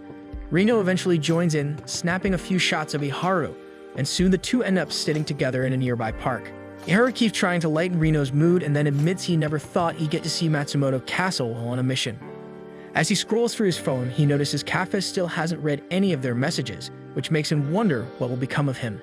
He even questions whether Kafka could ever go back to living as a regular Defense Force officer. This finally makes Rino laugh, and when Eharu asks why he's laughing, Rino tells him that he remembered Kafka's words right after turning into a kaiju, about whether he could become a Defense Force officer with his kaiju face. The memory makes both of them laugh, with Eharu joking that if it had been him, he would have been in shock for an entire year. Both of them are now certain that Kafka will return. As the Matsumoto base finally comes into view, Rino vows to get stronger here and be the one to protect his senpai this time. At the same time, Kikoru checks her cell phone and finds out that Eharu and Rino have arrived at the base of the 4th Division. She sends them an emoji before putting her phone down, and then thinks that she will become stronger, so that when Kafka needs her to stop him, she will be able to do so. Just then, the vice captain of the 1st Division, Iji Hasegawa, shows up and apologizes for making her wait before asking her to tag along as he takes her to meet the captain of the division. On their way, he points out that he is certain the captain of the 3rd Division already explained everything to her, and that she will now be serving under the 1st Division until the Tachikowa base is completed, which makes Kikoru think about how the 1st Division is the most powerful in all of Japan. So powerful that it is even nicknamed the Kaiju Superpower. She recalls her time in America and how even there people were well aware of them, which strengthens her vow to become stronger since this place is the perfect training ground she could ever hope for. As the vice captain knocks on the door, Kikoru gets serious knowing that she's about to meet the most important person in the entire defense force. But when the vice captain opens the door to introduce her to the captain of the 1st Division, Jet Narumi, What she actually finds is a die-hard gamer who has been up for days trying to hit platinum rank in some random game. Eiji tells her to wait as he steps inside and kicks the captain on the back, sending him flying and ruining his gaming console, while Gen Narumi whines and complains, but the big guy scolds him, reminding him that he had already told him to clean his room before 2 in the afternoon, knowing full well Kaikoru would be arriving. The captain agrees with that, but argues that he is the one here who makes the final calls, and right after he says that, he gets kicked again. The big guy scolds him for being lazy and reminds him that while the room might be his office, it still belongs to the defense force, as Kaikoru stands there, confused by just what is happening. When Narumi asks his vice captain why he does not just clean the room for him, Eiji instantly calls the cleaning service and starts tossing away all the captain's stuff, and the captain starts to act like some spoiled child who doesn't want to let go of his things. Eiji then introduces the captain to Kaikoru, but by now she has lost every bit of respect for him. Still, when he calls her, she realizes that the man is her senior, no matter what, and she properly introduces herself. For once, the gamer captain puts aside his usual attitude and turns serious as he tells her there is only one thing he wants from her, but before he can finish, the alarm goes off, and he says she will learn that one thing by watching them fight. The First Division prepares while Captain Narumi takes off in his helicopter. A warning is sent across the kaiju attack zone, and evacuation routes flash over every billboard to guide the public. The kaiju shows up near the Shudo Expressway Bay Bridge, where tanks are deployed against it. The defense force keeps firing missiles and forces the beast to change its path, but it tricks them by diving into the sea as if it were defeated. Then it suddenly comes back out, destroys the bridge, and keeps moving forward. Narumi quickly revises the plan, giving new orders to his squadron members Shinano, Miyak, Tachibana, and the vice captain. They follow with precision, which leaves Kaikoru impressed at how perfectly the First Division controls the kaiju's movements. Each member of the team is pushing out at least 40% combat power, making them stronger than any average platoon leader. Once Narumi receives word that the kaiju has been lured towards neutralization point B, he gets ready to depart, but before diving out, he repeats to Kaikoru that there's only one thing he wants from her. Dropping midair, he charges in and smashes the kaiju with a devastating blow that makes its entire body swell up before bursting apart, splattering remains across the area. Only then does he explain that the one thing he needs from Kaikoru is her unstoppable strength, as he has no use for polite incompetence. Later, when Captain Narumi checks the news for his heroic deeds, he finds that Captain Mina Ashiro is the one trending, which makes him worry that people might think she was the one who defeated the kaiju. Kaikoru sits across from him, wondering how the greatest captain and the strongest person in Japan could be searching his own name online. She points out that his phone has been ringing and that it might be something important, but Gen Narumi brushes it off, saying it must be her father, the director, or his vice captain trying to drag him into another meeting he has no interest in. Just as he argues that he has no intention of wasting his afternoon in such a miserable place, both he and his bench are suddenly kicked over by his vice captain. Eiji tells him he is doing this because it is his job, then starts dragging the captain away as Narumi struggles to break free, and asks if it is really that important. When Eiji mentions that it concerns Kaiju number 8, both Gen Narumi and Kaikoru turn serious and follow along. Back in his restrained cell, Kaka spends his time doing push-ups as 5 days have already crawled by without him being able to accomplish a single thing. He remembers director Shinomiya's words about proving his worth and keeps wondering what exactly he is supposed to do. That's when armed members of the defense force arrive and order him to follow them. He is escorted to the director's office, where Kaikoru is already standing in front of the door waiting to enter as well. As they head inside, Kaka straightens himself and stands stiff in an upright position to show respect, only to realize that the person standing next to him is none other than Captain Narumi. Before he can even sort through the flood of questions in his mind, the director informs him that he will be transferred to the First Division, explaining that he wants the strongest anti-kaiju force and the strongest kaiju of all time working together to handle any disaster. He further tells Kaka to prove his worth in the next mission and win everyone's acceptance, otherwise he has no place there. Even though Kafka hates being valued only as Kaiju number 8, his first priority is survival, and as he accepts the order, Gen Narumi immediately opposes the idea of letting him join the First Division, insisting that the only thing the strongest division needs is himself. As Gen Narumi is about to leave, the general stops him and reminds him that number 9 was capable of disguising itself as a human to vanish, and on top of that, number 10 purposely attacked a defense force installation, which clearly proves that these kaiju are no longer the same enemies they have been fighting before.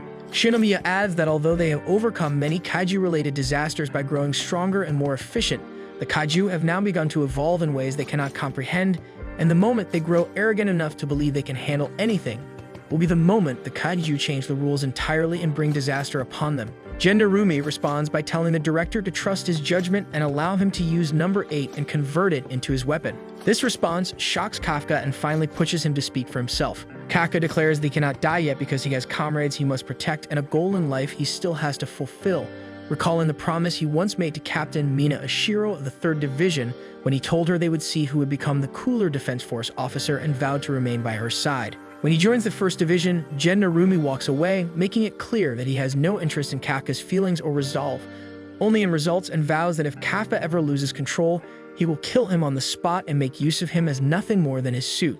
Later in the evening, Hashino reports to his Captain Mina that all their rookie officers, including Kafka, have arrived at their new divisions.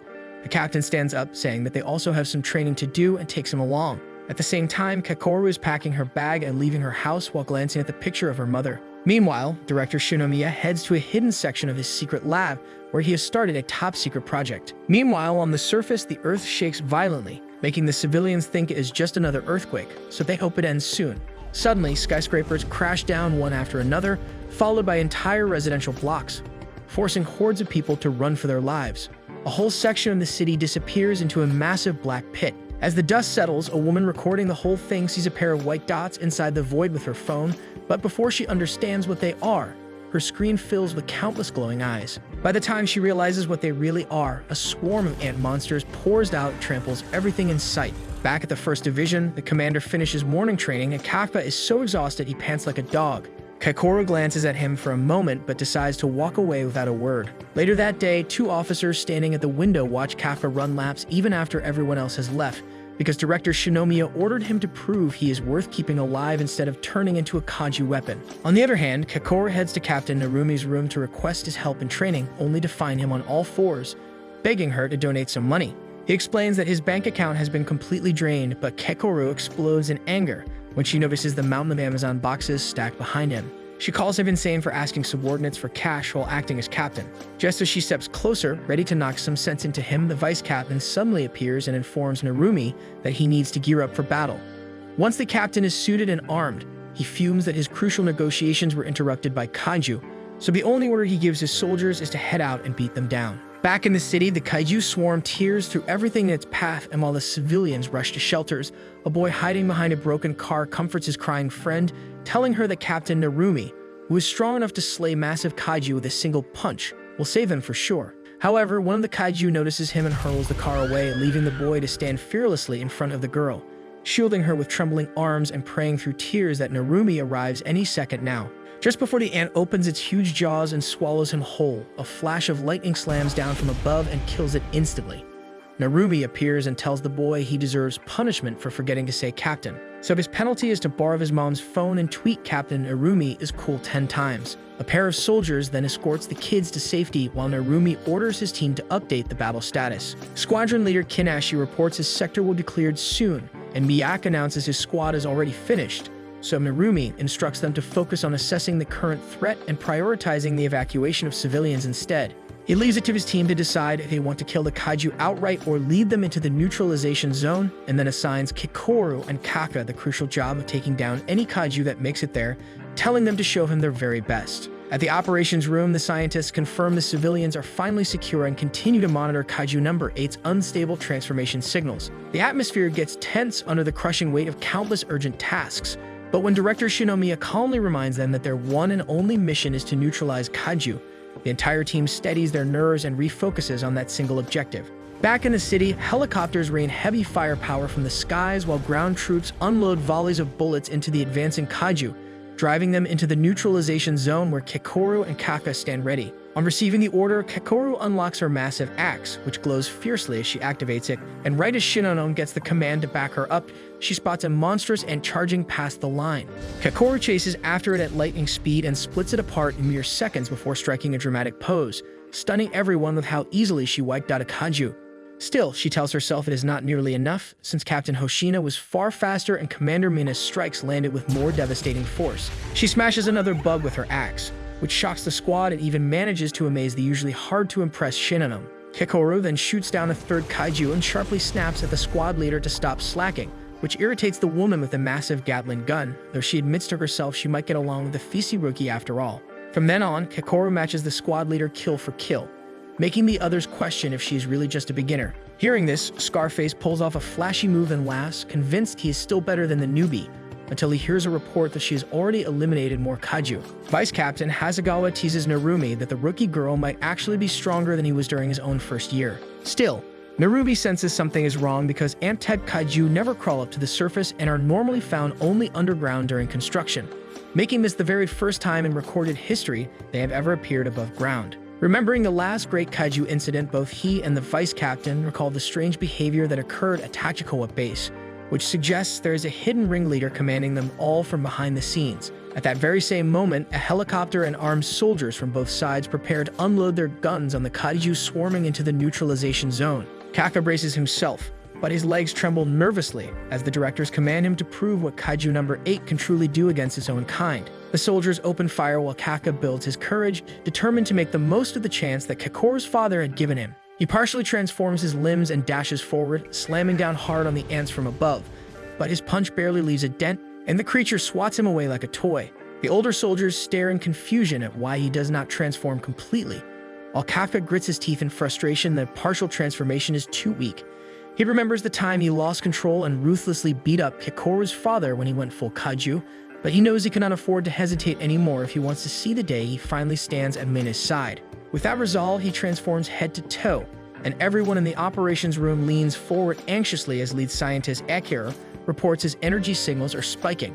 But right before the full transformation completes, the shell suddenly shatters and an ant kicks him so brutally hard he rockets through the air like a bullet, crashing straight into the nearest building. A drone sent to check on Kafka finds him horribly injured, and Akira grimly reports that he failed to transform. Kafka coughs up blood in confusion, unable to understand what is wrong with his body, and another scientist suddenly reports that a new, powerful kaiju signal has appeared inside the neutralization zone. Narumi knew this was going to happen, and when the Vice Captain demands to know the location, the scientists report it is directly beneath Kafka's position. At that instant, a Hanju bursts out of the ground right beside him, and Narumi instantly realizes the enemy's true goal. As the massive bug quietly stands over Kafka, an ugly mass of flesh sprouts from its head and reshapes itself into the sinister form of Kaiju number 9. The moment the soldiers and the operations team hear Kafka whisper its name, the entire battlefield falls silent in shock. Meanwhile, number 9 tilts its head curiously, remarking how strange it is that number 8 is not present, since it only emerged after detecting him nearby. That's when it suspects Kafka might be number 8 himself, while Kafka reels in disbelief that number 9 can sense other kaiju like him. The creature fires a shot into his shoulder, trying to force number 8's power to reveal itself, and Kafka starts to transform once more. Narumi immediately asks the operations room to confirm if Kafka is beginning to change, but Kafka fails to complete the process again. The Vice Captain demands to know what their next move should be before they risk losing number 8 altogether, and Narumi coldly decides he will handle it personally. However, just as he rushes toward number 9, another Hanju claws its way up from the ground, and the operations team goes pale when their instruments confirm 2 number 9 signatures appearing at the same time. Staring at the second figure, Narumi theorizes that number 9 may have split into 2, or there might have been 2 of them from the very beginning. But before he can act, something even worse happens nearby. All the kaiju that were previously slain suddenly regenerate out of nowhere, just like the 3rd Division reported during the last incident. Hearing sudden reports of respawned kaiju flooding in from across the city, Akira is shaken because the scale is already far larger than the last time number 9 attacked. Narumi analyzes that this monster is a menace capable of flipping the battle's tide simply by existing. The soldiers in the neutralization zone desperately try to cover Kafka, but number 9 casually puts them all to sleep with a wave of its power. Now that the stage is fully set, number 9 grins and tells Kafka to prepare to be eliminated and have his power stolen. It fires again, grazing Kafka's leg before closing in and brutally kicking him into a streetlight at a speed too fast for human eyes to track. Watching the nightmare come closer, Kafka realizes he has no choice but to fight back and once again tries to transform, only to fail completely. As Kafka gasps in confusion, unable to understand why his body refuses to change even when he desperately wants it to, Director Itami firmly orders Kikoru's father to stay back. He knows full well the veteran is already preparing to charge in if number 8 goes berserk again, but warns that the risk is far too high. The man has already shortened his own lifespan dangerously by using his numbered weapon, and drawing upon its full power repeatedly could very well kill him outright. Right then, several ugly arms sprout from number 9's body, ready to turn Kafka into Swiss cheese, but before the shots can fire, the monster is chopped cleanly in half as Kikoru bursts onto the scene. While the kaiju regenerates, he curiously asks for her name, but she scoffs and declares that he will not need it since he will be dead by the time she is finished. Elsewhere nearby, the second number 9 squares off against Narumi, ready to finish him and then help the other clone in killing number 8. But Narumi calmly points out that if it's struggling against number 8, then a captain like him is on a completely different level. Number 9 blasts at him with zero respect for his speech, and that gets on Narumi's nerves. Watching him evade so effortlessly, the kaiju tilts its head and asks if he is truly stronger than number 8. But instead of answering, Narumi replies with his sword to drive the message home. While Narumi battles against the clone, director Shinomiya reflects that the younger generation now faces a trial they must conquer on their own. Meanwhile, Kafka barely manages to stand when number 9 approaches and gets ready to finish him off and take his powers. A strong urge rises within Kafka to defeat this monster here and now, and he tries to transform again, but the attempt fails and leaves him exposed. Number 9 wastes no time and bids him goodbye, but just then, Kakoru slices its upper body in half. She asks if he can transform, and Kafka admits that no matter how hard he tries, it just doesn't seem to work. Kakoru suspects that number 9 might be using some kind of jammer to block his transformation, and before they can think further, the creature lunges at them, and they barely dodge. Kakoru tells Kafka that she will strike the kaiju hard to leave it immobile for a short moment. If it is truly interfering with his transformation, the jammer should shut down until it recovers. She hates to admit it, but she needs his powers to bring this monster down. The two charge in and split to opposite sides, and number 9 argues that it is unfair before splitting its own upper body into two and attacking them both at the same time. Kafka is struck head-on while Kakoru deflects blow after blow with her weapon, with her mind racing with worry over what number 9 is planning next. She closes in despite the assault, and while the kaiju boasts of its victory, she leaps onto it and slices its body into pieces. She refuses to watch helplessly anymore, and this time she wants to be the one who protects others instead of being protected every time. Kakoru remembers the day when her mother returned from the kaiju neutralization mission. The news would show her as a battlefield Valkyrie, wielding a weapon crafted from number 4.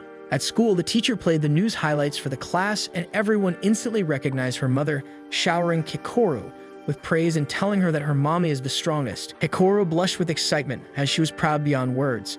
That night, when her mother came home exhausted, Kakoru ran to her and leaped into her arms. Her father, Shinomiya, reminded her that her mother was tired, but instead of resting, she chose to play with her daughter, filling the place with laughter. Kakoru eagerly shared how her friends at school had watched her on TV and called her super cool. As she spotted the injuries on her mother's arm, Kakoru worriedly asked if she was hurt. Her mother smiled and explained that the kaiju she fought that day had been tough, but assured her that she was perfectly fine. Kakoru looked at her mother with firm resolve and said she would join the defense force to fight alongside her. Both her parents exchanged glances before her mother turned back to her and promised that whenever Kakoru needed her, she would come rushing to help.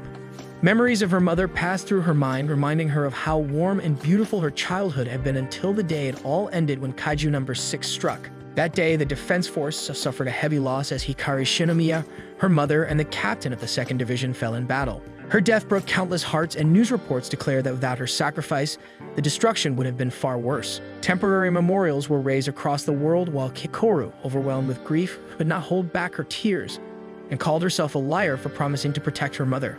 She then looked at her father, who sat in silence, drowning in his own despair, and decided that while she could not save her mother, she would become the strongest and follow in her footsteps. Back on the battlefield, Kakoru unleashes all her rage on the monster as she vows to save everyone just like her mother once did.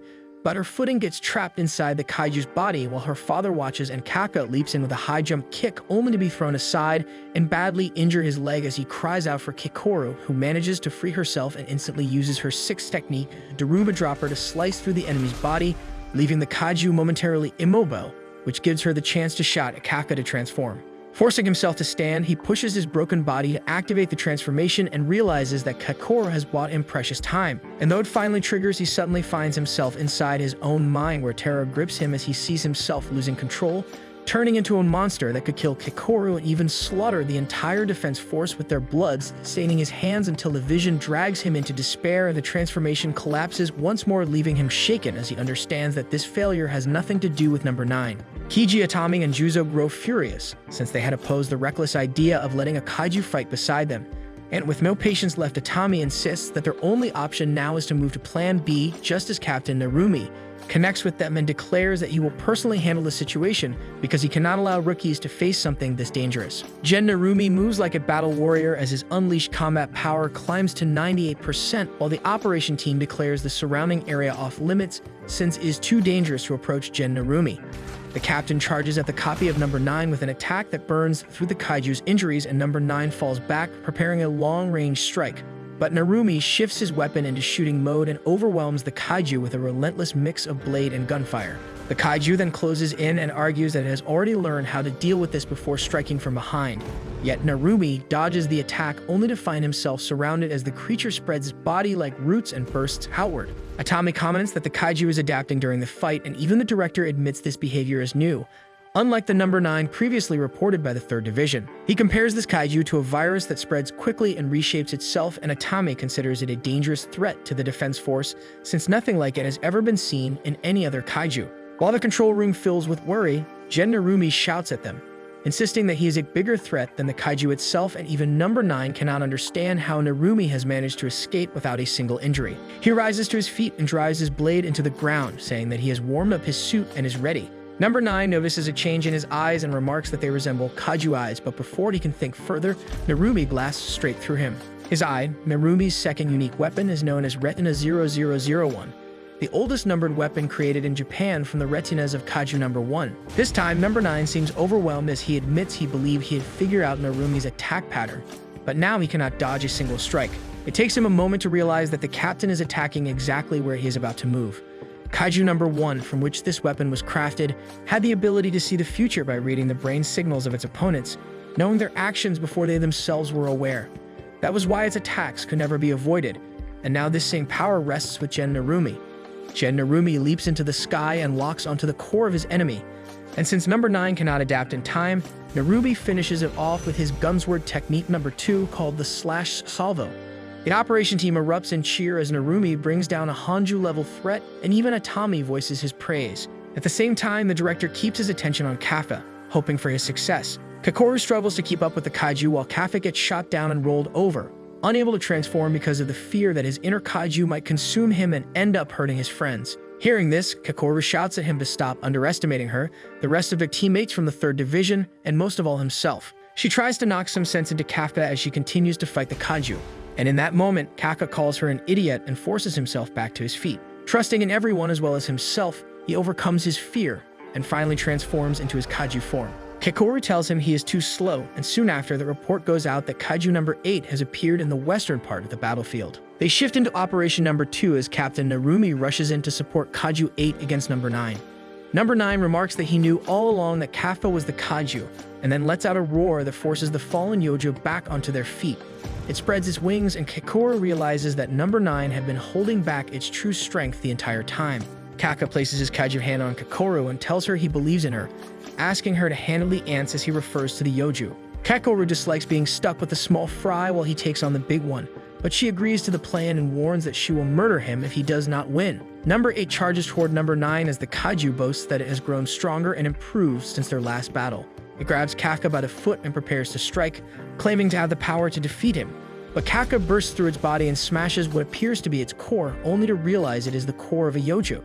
Still, he is sure that number 9's core must be hidden somewhere nearby. Knowing he still has to bring out his own full power, Kafka leaps across the battlefield, climbs off a building, and soars into the sky, feeling stronger than before. As he lands on a bridge, number 9 grabs him again, but he breaks free and launches himself back into the air, descending like a shooting star while warning number 9 to get ready because he can no longer escape. Number 9 struggles to comprehend the change but senses that Kafka has become different from the last time they clashed, and number 8 crushes the entirety of kaiju number 9, and even Atami, who was opposed to letting number 8 in the defense force, finally feels impressed to see his true strength. As Kafka showers in the blood of his enemy, the operations room erupts in celebration and thinks the biggest threat is finally gone. The kaiju that had respawned alongside it started to die off one by one as well. Yet just before director Shinomiya can officially call it over, Kakoru yells that plenty of small fry are still roaming about and need to be dealt with. Hearing that, Atami smiles proudly at how quickly the girl has grown, while her father quietly observes that she now looks just like Narumi once did. He admits the new generation never ceases to surprise him as they make what was once thought impossible look like child's play. They just managed to neutralize the equivalent of 2 numbered kaiju, which suddenly popped up inside their home base without suffering any serious damage, proving themselves to be the most powerful unit director Shinomiya dreamed of. Once the mission is officially declared over, Kaka reverts to his human form and bumps fists with Kikoru on a job well done. Watching through the screen, Isao calls out Narumi, Kikoru, and Kaka by name to tell them they performed well. Hearing her father say that for the first time while Kaka flashes her a big thumbs up, Kikoru blushes redder than a hot tomato.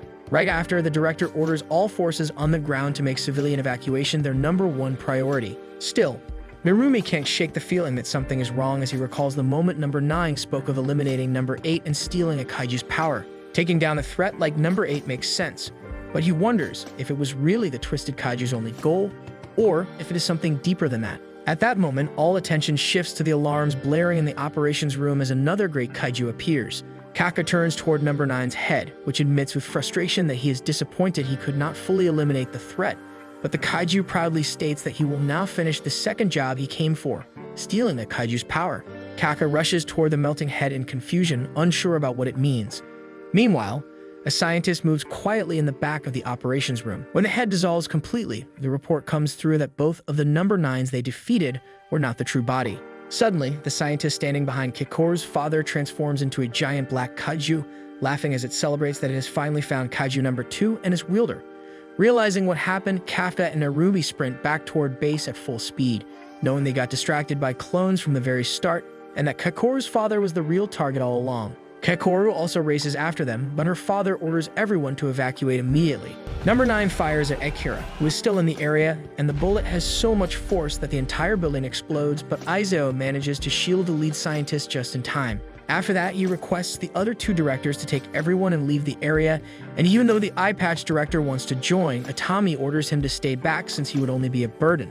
Then, Isao slams his weapon unit and equips his gauntlets, ready to send number 9 back to hell where it belongs. The other directors focus on evacuating all the scientists, while number 9 acts surprised at how fast his clones went down despite being just as strong as him in the last assault. Isao recalls the time he gave the order to create the Defense Force's strongest unit, powerful enough to slay any kaiju, and tells number 9 he was prepared for this fight a long time ago, though he never imagined the menace would mutate so quickly. Hearing that, the 2 launch their first punch, which generates the force of a bomb and tears apart everything in the area. Atami believes that if number 9's fortitude matches the 3rd Division's report, Isao should hold his ground without issue, but his assumption proves wrong when number 9 overwhelms the director, snapping his arm and slamming him deep into the rubble.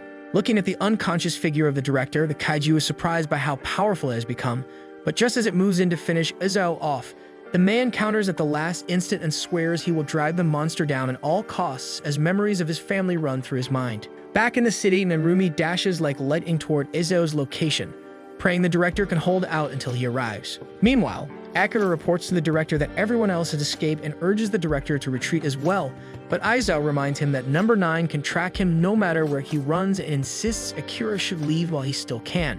Hearing that, the lead scientist remembers the time director Shinomiya was his hero and how proud he felt when he finally had the chance to work under him. That is when he swears to do his duty and remain by his hero's side until the very end. With that said, Isao unleashes his combat power and draws on the numbered weapon at full strength, even though it will strip away years of his lifespan to make him as strong as a great kaiju in human form.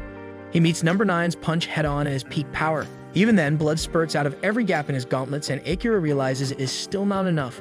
While number 9 grins, enjoying a taste of power he plans to absorb soon. Spotting an opening, Isao surges forward with an uppercut technique called Rising Blast to number 9's chest, then follows with a jab to its twisted face that shatters its jaw and rips the head from its body. While he struggles with the recoil, the kaiju calmly compliments him and demands more before suddenly striking at the director. Akira quickly removes the safety limits on Izao's arms, barely allowing him to block against the punches number 9 unleashes at terrifying speed. Isao cannot withstand the assault with his bare arms, so he activates a shield, but the headless monster smashes through and launches him like a rocket, giving him a painful reminder of how weak he has become compared to his strength back when he fought alongside Kikoru's mother. Number 9 snaps him out of it with another gut-wrenching punch, and Akira warns him of the combat power drop from the damage to his vitals as he tries to repair it with the suit. But he soon realizes it is impossible to fix the damage in time and there is no way the director will survive until Captain Narumi gets there. Just then, Izzo forces himself up and declares he will take it down while explaining that stalling for time is no longer an option. He commands Akira to shift his suit into full offense mode, and the scientist realizes he has already merged his arm with number 2's muscles and warns him he will never be able to fight again. But Izzo accepts the consequences, knowing he achieved his dream of creating an incredible defense force full of talent from the next generation. He sees it as his last job to take down number 9 with everything he has, just like Kikoru's mother brought down number 6 on her final mission. However, number 9 nearly snaps his back in half in the middle of his power-up, and the shock drags Izzo into a memory of when Kikoru surprised her mother by saying she wanted to join the defense force when she grew up. Izzo said it made perfect sense considering the family she came from, and his wife teased him that he sounded proud. She admitted she was worried about Kikoru taking on such a dangerous job and promised to make Kikoru so strong she could survive anything that came at her, while it would be Daddy's job to spoil her like a princess. Back in the present, Izzo calls up blood, but he uses sheer willpower and the regret of never being the father Kikoru truly needed to lift 9's hand away. Akira watches the monstrous level of magnetic waves released from the director's body and is shocked when he realizes what it really means. Before number 9 launches another punch, Izzo turns to his final resort to finish off the menace once and for all and make a future for Kikoru, where a threat like him no longer exists. Right after his gauntlet makes contact with number 9, he sets off a direct energy blast, same as the one kaiju number 2 once used to wipe his city off the map, and Aisemi is stunned that Izzo would use it, knowing full well he might die in the blast. Akira regains hope in that instant when he sees the attack expose number 9's core, but number 9 commends his effort and reveals he is already prepared for something like it. The kaiju's body twists into a defensive form that resists the attack entirely, but Izzo is not finished yet. He had his other gauntlet charging the whole time, and number 9 refuses to believe it is even possible for a human to use that kind of power twice. The second blast lands clean, and a bright bolt of raw energy goes flying into a building at lightning speed, with an impact so massive that both Kaka and Narumi feel the shockwave all the way on the other side of the city. As the dust settles, Akira rushes closer to check on Izzo's condition, and he is horrified to see the director stand there half dead, while number 9 melts away, disappointed that even his strongest defense could not survive the attack. Seeing that, Akira tells director Shinomiya he won, but number 9 cuts him off, mocking that the human might have truly defeated him if he had the body of a kaiju. Even though the core is right in front of him, Izzo is too exhausted, and Akira helplessly watches as number 9 devours him whole. By the time Kaka and Narumi arrive, they are relieved to see the director still alive, until Kaka senses something off. He suddenly yells at Narumi to get back because the thing standing in front of them is not Kikoru's father anymore. He barely manages to shove the captain out of the way as the monster fires one of Kaiju number 2's devastating energy blasts, and Kaka wonders if number 9 was ever capable of such destruction before. In frustration, Narumi shouts at the director to come out already, but number 9 pulls out the earpiece and asks if he is talking about the human he killed and fused with. Kafka and Narumi refuse to accept it, but Kikoru screams the words the loudest as she blasts down from above. Seeing her reaction, the monster instantly realizes she is his daughter. It exposes a bit of his face to freeze her in shock, but Narumi steps in to stop the fiend from messing with his subordinate. But number 9 simply stands there and observes the captain, who once destroyed his clones with ease, now struggling to even scratch his new body with every technique he uses. In that moment, he remembers when director Shinomiya told him about his plan to retire after building the strongest unit in history, and entrusted the duty of protecting the nation to him. Narumi swears he will honor that promise and neutralize the threat, but number 9 suddenly recalls it is time to leave and spreads its wings because of the rejection response triggered after a fusion. That statement makes Narumi furious, and the captain slams the monster into the ground with all the power he can muster, but number 9 makes it painfully clear that his weak attacks only work on small fry with low defense. As it charges another energy blast strong enough to erase the captain from existence, Kaka smashes in with maximum power, yet number 9 blocks it effortlessly with a single arm. Kikoru shakes in fear as she stares at the thing that stole her father's life, now wearing his face while fending off the strongest fighters of the First Division. After Kaka lands another heavy punch to its chest, he realizes that even a numbered kaiju like himself and Captain Narumi together are still nothing compared to number 9 after its fusion. The big black kaiju strikes back with so much power that blood spills from every inch of Kaka's, forcing him to fall back. With that, the monster prepares to leave again. But just then it tilts its head in confusion as its right arm suddenly drops off, giving Narumi a bit of hope. At that moment, the captain shouts for Kaka to take advantage of the opening and pushes his numbered weapon deep into its body. Because the rejection response after fusion keeps the kaiju from hardening, the blow sinks in hard. However, when Kaka smashes the scales on its flank, number 9 realizes the real danger is not Narumi, but Kaiju number 8 standing before him. Charging up his strongest punch yet, Kaka swears he will never let him claim the director, and as memories of Kikoru and her father flash through his mind, he yells that it is far too cruel to her before unleashing a strike that blasts the monster back. Just then, as number 9 accepts he cannot recover from the rejection response while number 8 lives, Kaka drives another crushing blow into its core, tearing off its left arm as well. Next, Kafka and Captain Narumi rush in together to finish it off, but before they can, the Kaiju's body splits open. With a mocking farewell, it self-destructs, the explosion hurling Kikoru away and wiping out everything nearby with the unleashed energy of number 2. After the dust settles, number 9 loses more than half of his body because of the rejection response's effect and realizes he cannot push himself any further. But when he turns around, the strongest warriors of the First Division are still standing ready for payback. The duo tells him it is time to go back to hell. But just then, the Kaiju remembers there was something he could have done from the start. Splitting into two, the beast aims energy blasts toward Akira and Kikoru, forcing Kafka and Narumi to rush in and shield them. With that chance, it takes off while using Aizo's face, declaring that the age of the Kaiju will begin the next time they meet. The explosion throws up a huge cloud of fire and smoke, but Kafka survives and looks over to see that the captain is safe as well. Number 9's final words repeat in Kafka's mind, and it makes him furious that the Kaiju said all of that while using the face of Kikoru's father. Dropping to his knees, he screams in frustration, and his voice echoes throughout the ruined city as soldiers remain frozen, stunned that the monster escaped after taking the director's life. Later, word spreads across Japan that the head of the defense force, Izo Shinomiya, lost his life in the recent Kaiju incident. A grand funeral is held for the man who fought until his last breath for the nation. But Narumi and Kafka carry the heaviest grief. Director Atami commands his men to fire their guns in respect, while every soldier on duty raises their hand in tearful silence. Narumi remembers the last time a great Kaiju appeared. Izo jumped down from above and shattered half his body with a single punch, leaving his squad staring in awe. Many years after that, when Narumi rose to become the strongest man in the defense force, he entrusted him with the duty to protect the nation he loved. After that memory passes and the ceremony ends, Kaka notes that Kikoru never showed herself. Back inside the director's office, Narumi gently asks Kikoru if she is sure she will not pay her respects. But the girl says she couldn't do anything because she was too slow and weak.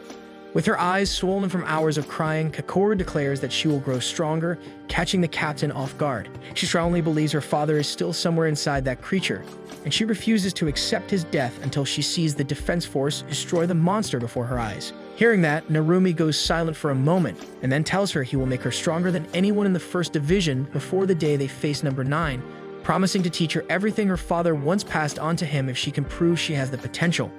Kaka listens in from outside the door the whole time. Looking down the black scar on his hand, he quietly pulls on his glove and swears to do his best as well. Deep underground in the defense force, Akira leads Director Atami into a top security chamber and reveals a project Director Shinomiya had ordered them to build in secret. Shinomiya's instructions were clear that if anything happened to him, the work was to be shown to Atami. The director curses his late friend for leaving behind dirty work, but he commands the scientists to push the project forward, declaring it will be vital for taking revenge against number 9. At the training hall, Kikoru throws herself into battle with her staff against Shinano, but the woman blocks every strike with ease and checkmates her without breaking a sweat. That is when Kikoru realizes how dangerously good the squad leader truly is at keeping enemies out of her range, which allows her to use her massive machine gun on the battlefield. Watching from the side, Narumi sighs in boredom and asks the girl when she plans to beat all the squad leaders and reminds her that every one of them has the talent to become a captain someday. He gives her 1 month the time it will take him to finish his game to show she's above them, because she won't get anywhere if she can't even do that.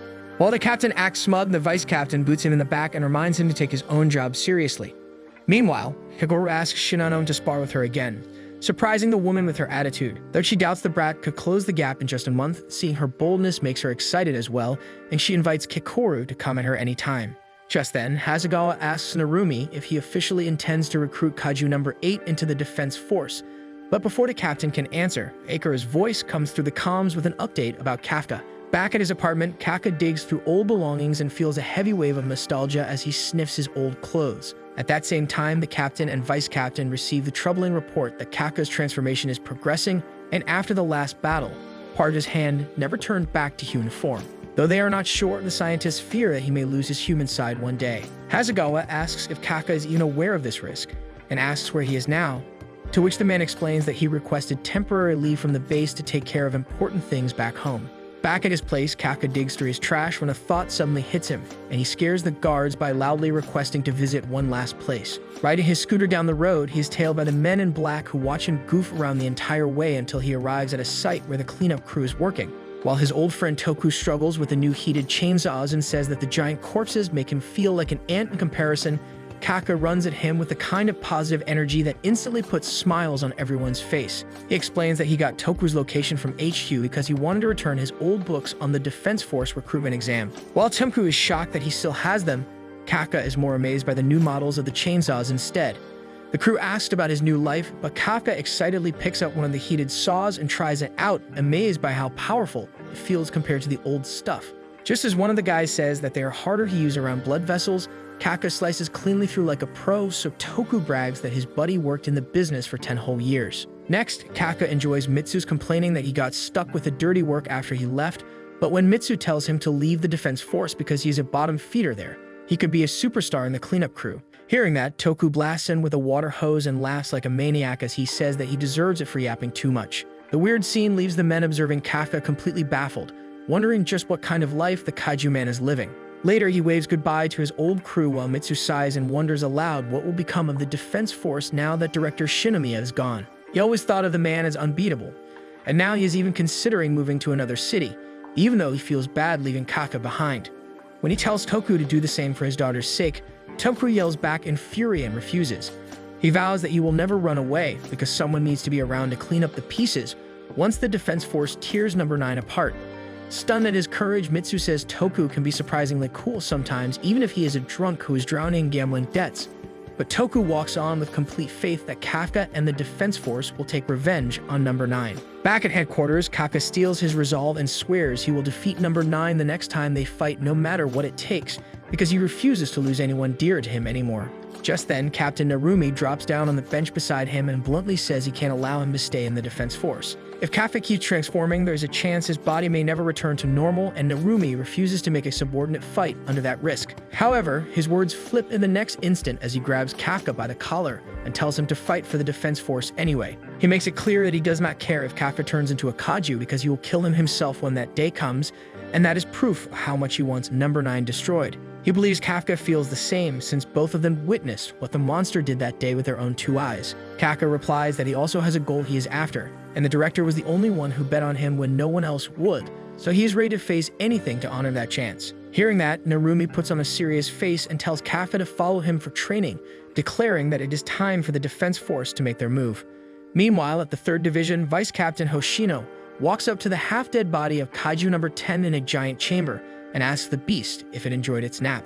The lab scientists grow uneasy as Kaiju Number 10 shows a fortitude of 5.7 even in its current state. When it spots the vice captain of the 3rd Division, it growls, but Hoshino tells him he is not going to impress anyone like that and warns that if he tries again, he might consider annihilating him a second time. The kaiju laughs and calls him the Katana Man, arguing that he is different from anyone else he has fought and even admitting he once wished to win and devour him. The operation team's lady, Okanoji, advises Hoshino to be cautious since they cannot predict what the kaiju might be planning.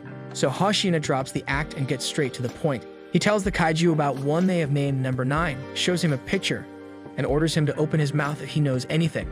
Number 10 agrees and reveals a shocking truth that Number 9 is the one who created him. He then demands something in return, asking to be released from prison so he can fight alongside them.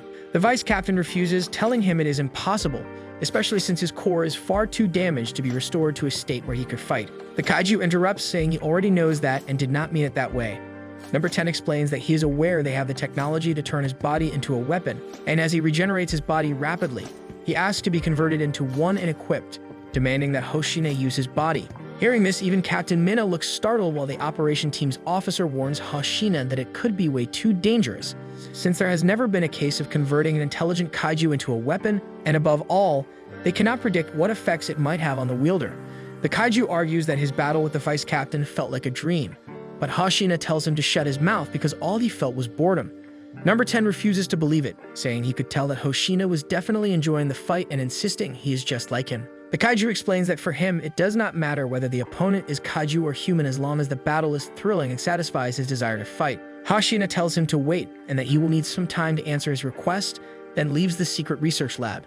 As he gets outside, he starts complaining to Okanoji that the kaiju is terrifying and cannot understand why it loves fighting so much. Hashina admits he has no desire to equip such a monster, and Okanoji agrees, adding that they have no idea what the kaiju might be plotting and fear could end up taking over his body. Hoshino argues that number 10 is pretty strong, and since they don't have any other source of information, he's willing to go as far as it takes for his nation, even if the plan fails and he has to pay with his life. He contacts Captain Mina and tells her he wants to take the kaiju's deal to get some information out of him. Mina agrees and says she will let him make a call to the HQ and tell him they plan to turn number 10 into a weapon for him. Hashino makes it clear that he doesn't care if the kaiju likes him or not, as he walks up to him and tells him to start using his mouth again.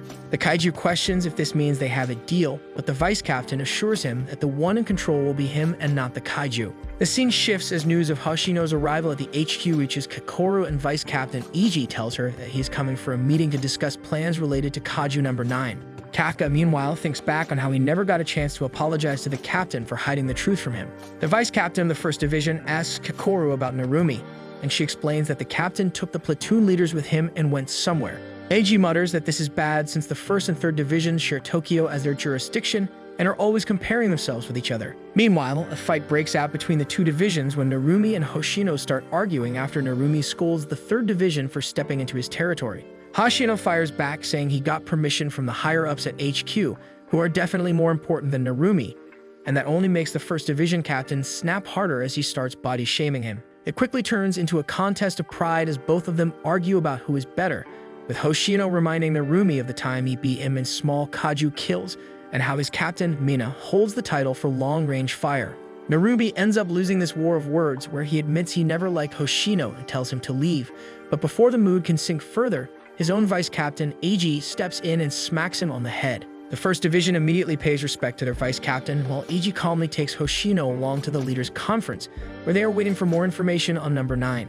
Everyone, including Atami, takes their seat, while those stationed in other cities join the conference through calls. The meeting begins with how the Eastern Japan forces will strengthen their defenses against kaiju number 9. In the middle of it, Captain Jura snaps at Narumi for yawning during such a serious discussion. Narumi fires back, calling her a muscle brain, which instantly sparks a small quarrel between them.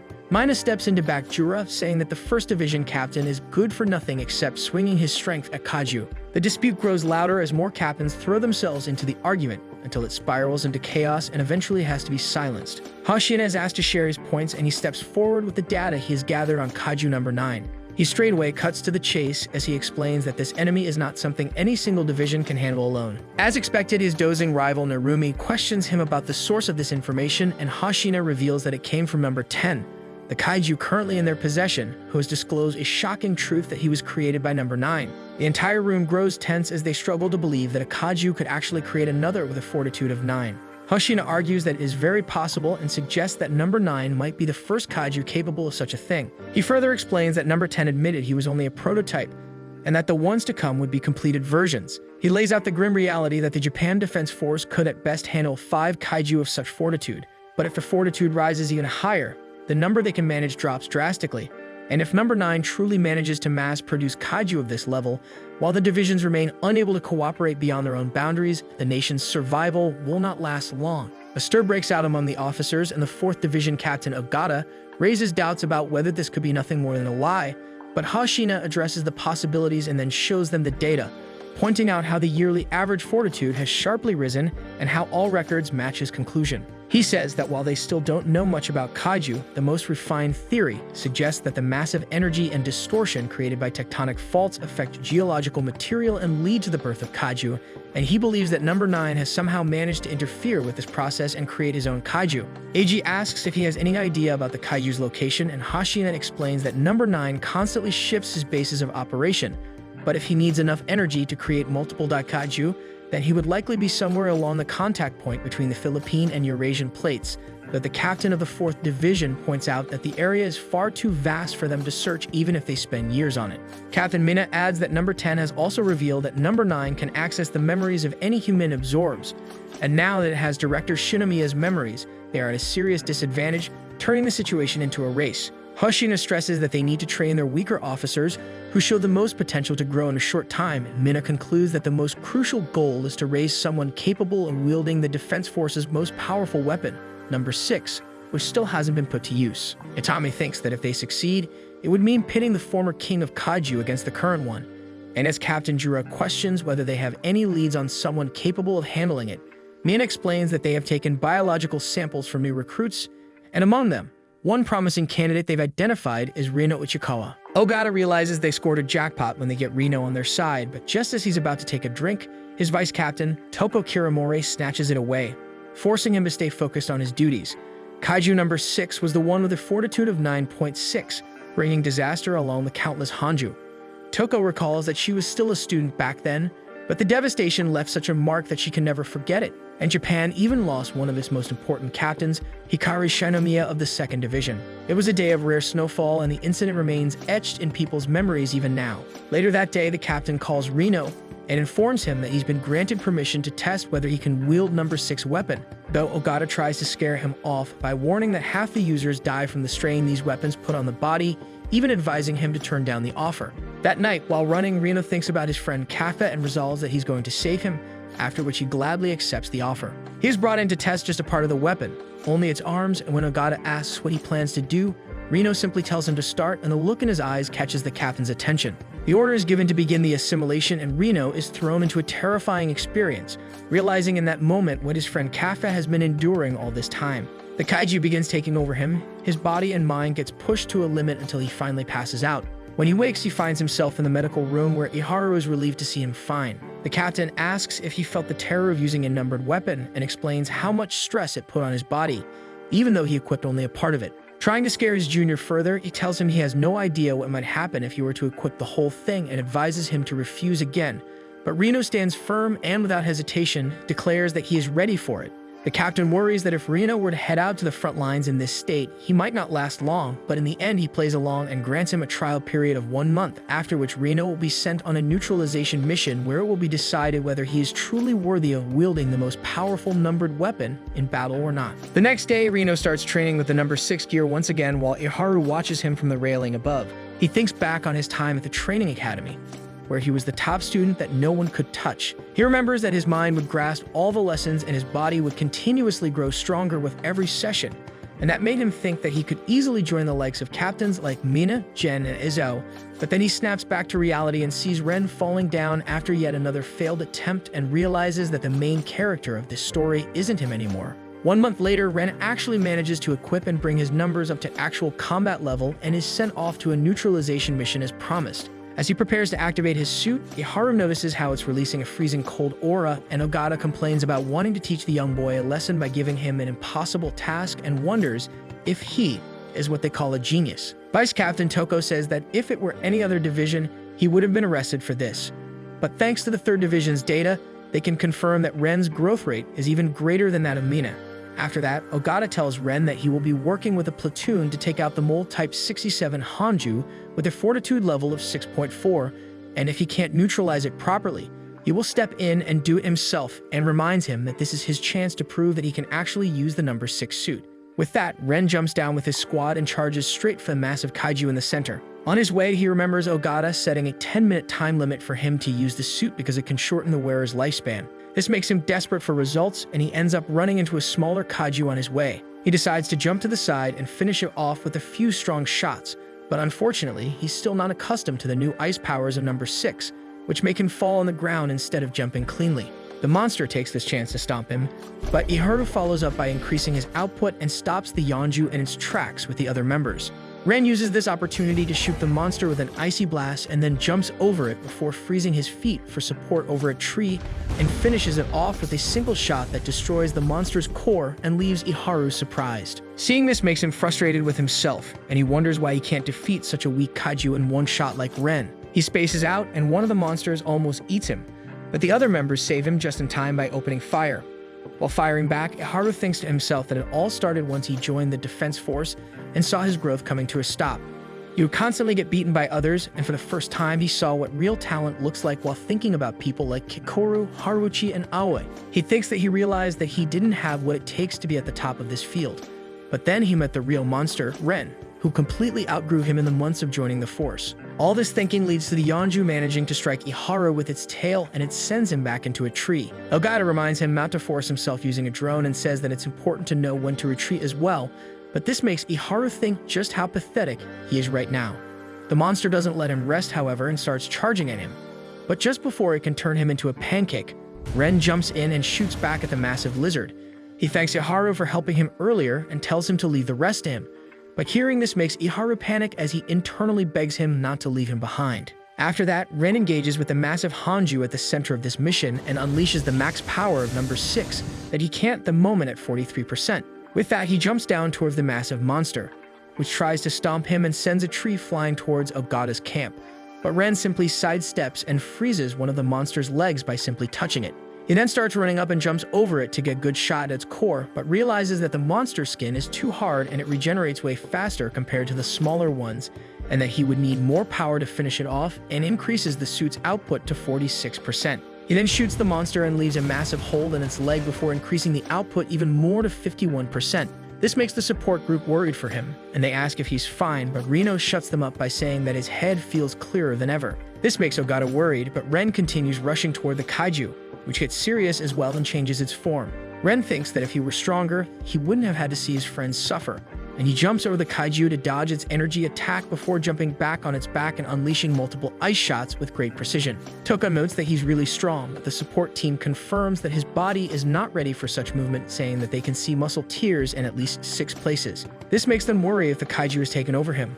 But Ogata says that it's simply just who Ren is and explains that using the numbers brings out the true potential of the user's mind and body, and it amplifies everything about them, and that's why one needs to be able to control themselves, otherwise their own desires will destroy their body. Hearing this, Iharu starts walking towards Ren while thinking that when he first failed to control number 6, a part of him felt relieved, and this makes him feel like an awful person. On the other hand, Ren thinks about what's happening to his body and how it's in extreme pain, but he can't stop his own thoughts about needing more power and doing it. As this corruption continues, he jumps down into the forest and instantly freezes everything around him in a 50-meter radius. He stops anyone from helping him by creating massive ice structures with his attacks, and Ogata notes that his incredible sense of responsibility is making him take on all the burden himself.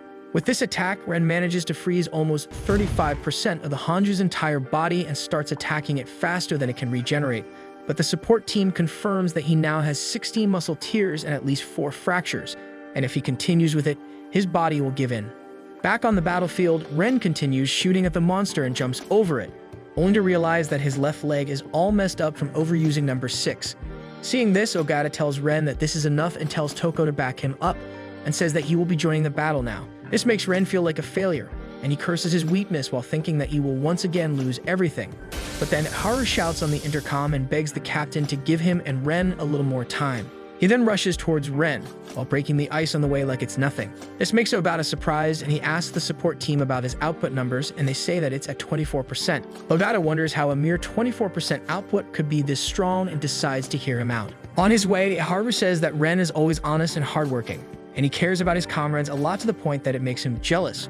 But that's also why he knows that Ren can pull this off. He eventually reaches Ren and gets him out of there by putting him on his back and running away until he comes back to his senses. Once he's awake, Iharu tells him that he got some time from the captain, and right now, their senior members are distracting the massive kaiju for them so he can defeat it and officially use the number 6 suit. He tells him that he will get the core to a point where he can attack it directly and strike it from a distance.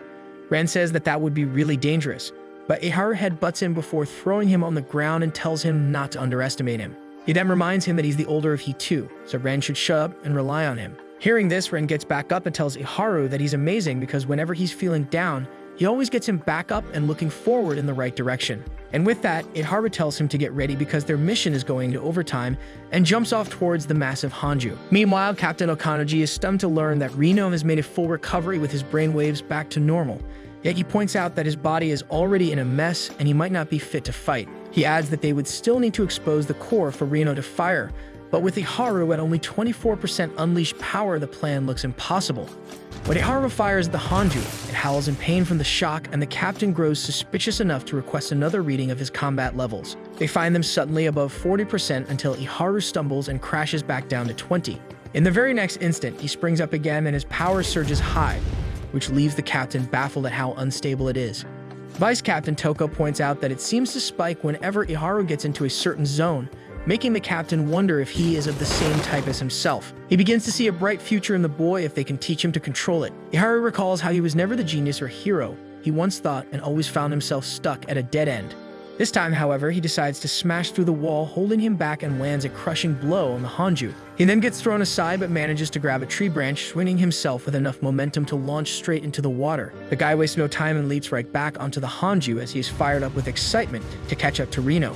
His body starts to overheat, but he still manages to expose the core, giving Reno the perfect chance to fire and finish what they started. As the battle closes, the captain suddenly finds himself slipping into old memories, recalling the time when Hikari, Kikoru's mother, came to him in the library and started annoying him. Ogata teased her by asking if she had won another of her eating contests, but she explained instead that the lab tests revealed her cells had compatibility with number 4, and that she was scheduled for a huge test the next day. She was full of energy and determination, excited that it might work out because if it did, she could help more people survive and take down even stronger kaiju with ease. After that, she asked what he thought about her chances of success. Ogata now regrets not knowing what the future held, because if he did, he would have told her not to go through with it. Yet back then, he encouraged her instead and said he believed she could pull it off. Even now, he cannot help but wonder if she would still be alive had he stopped her that day. Once the Hanju is destroyed, Eharu rushes over to Reno, and the team enjoys their well-earned little victory together. Watching them, the captain turns to Toko, admitting that he feels jealous before breaking down in tears over how wonderful it is to be young. Toko mocks the captain for acting like that in front of his subordinates, snapping him out of his daze as he quickly congratulates Reno for passing the test and entrusts him with a role in protecting the nation's future, while Eharu smiles with pride and Reno breathes a sigh of relief. Toko then argues that she thought he wanted to lecture Reno about responsibility since he had been so eager to sacrifice himself, but the captain shrugs it off, saying there is no need because Eharu has already taught Reno that in his place, which he believes is far better than having some old geezer ramble on in a boring way. Later that night, Captain Mina calls Ogata to ask about Reno, and Ogata describes the boy as pure-hearted yet stubborn, but above all, someone with friends he can truly rely on.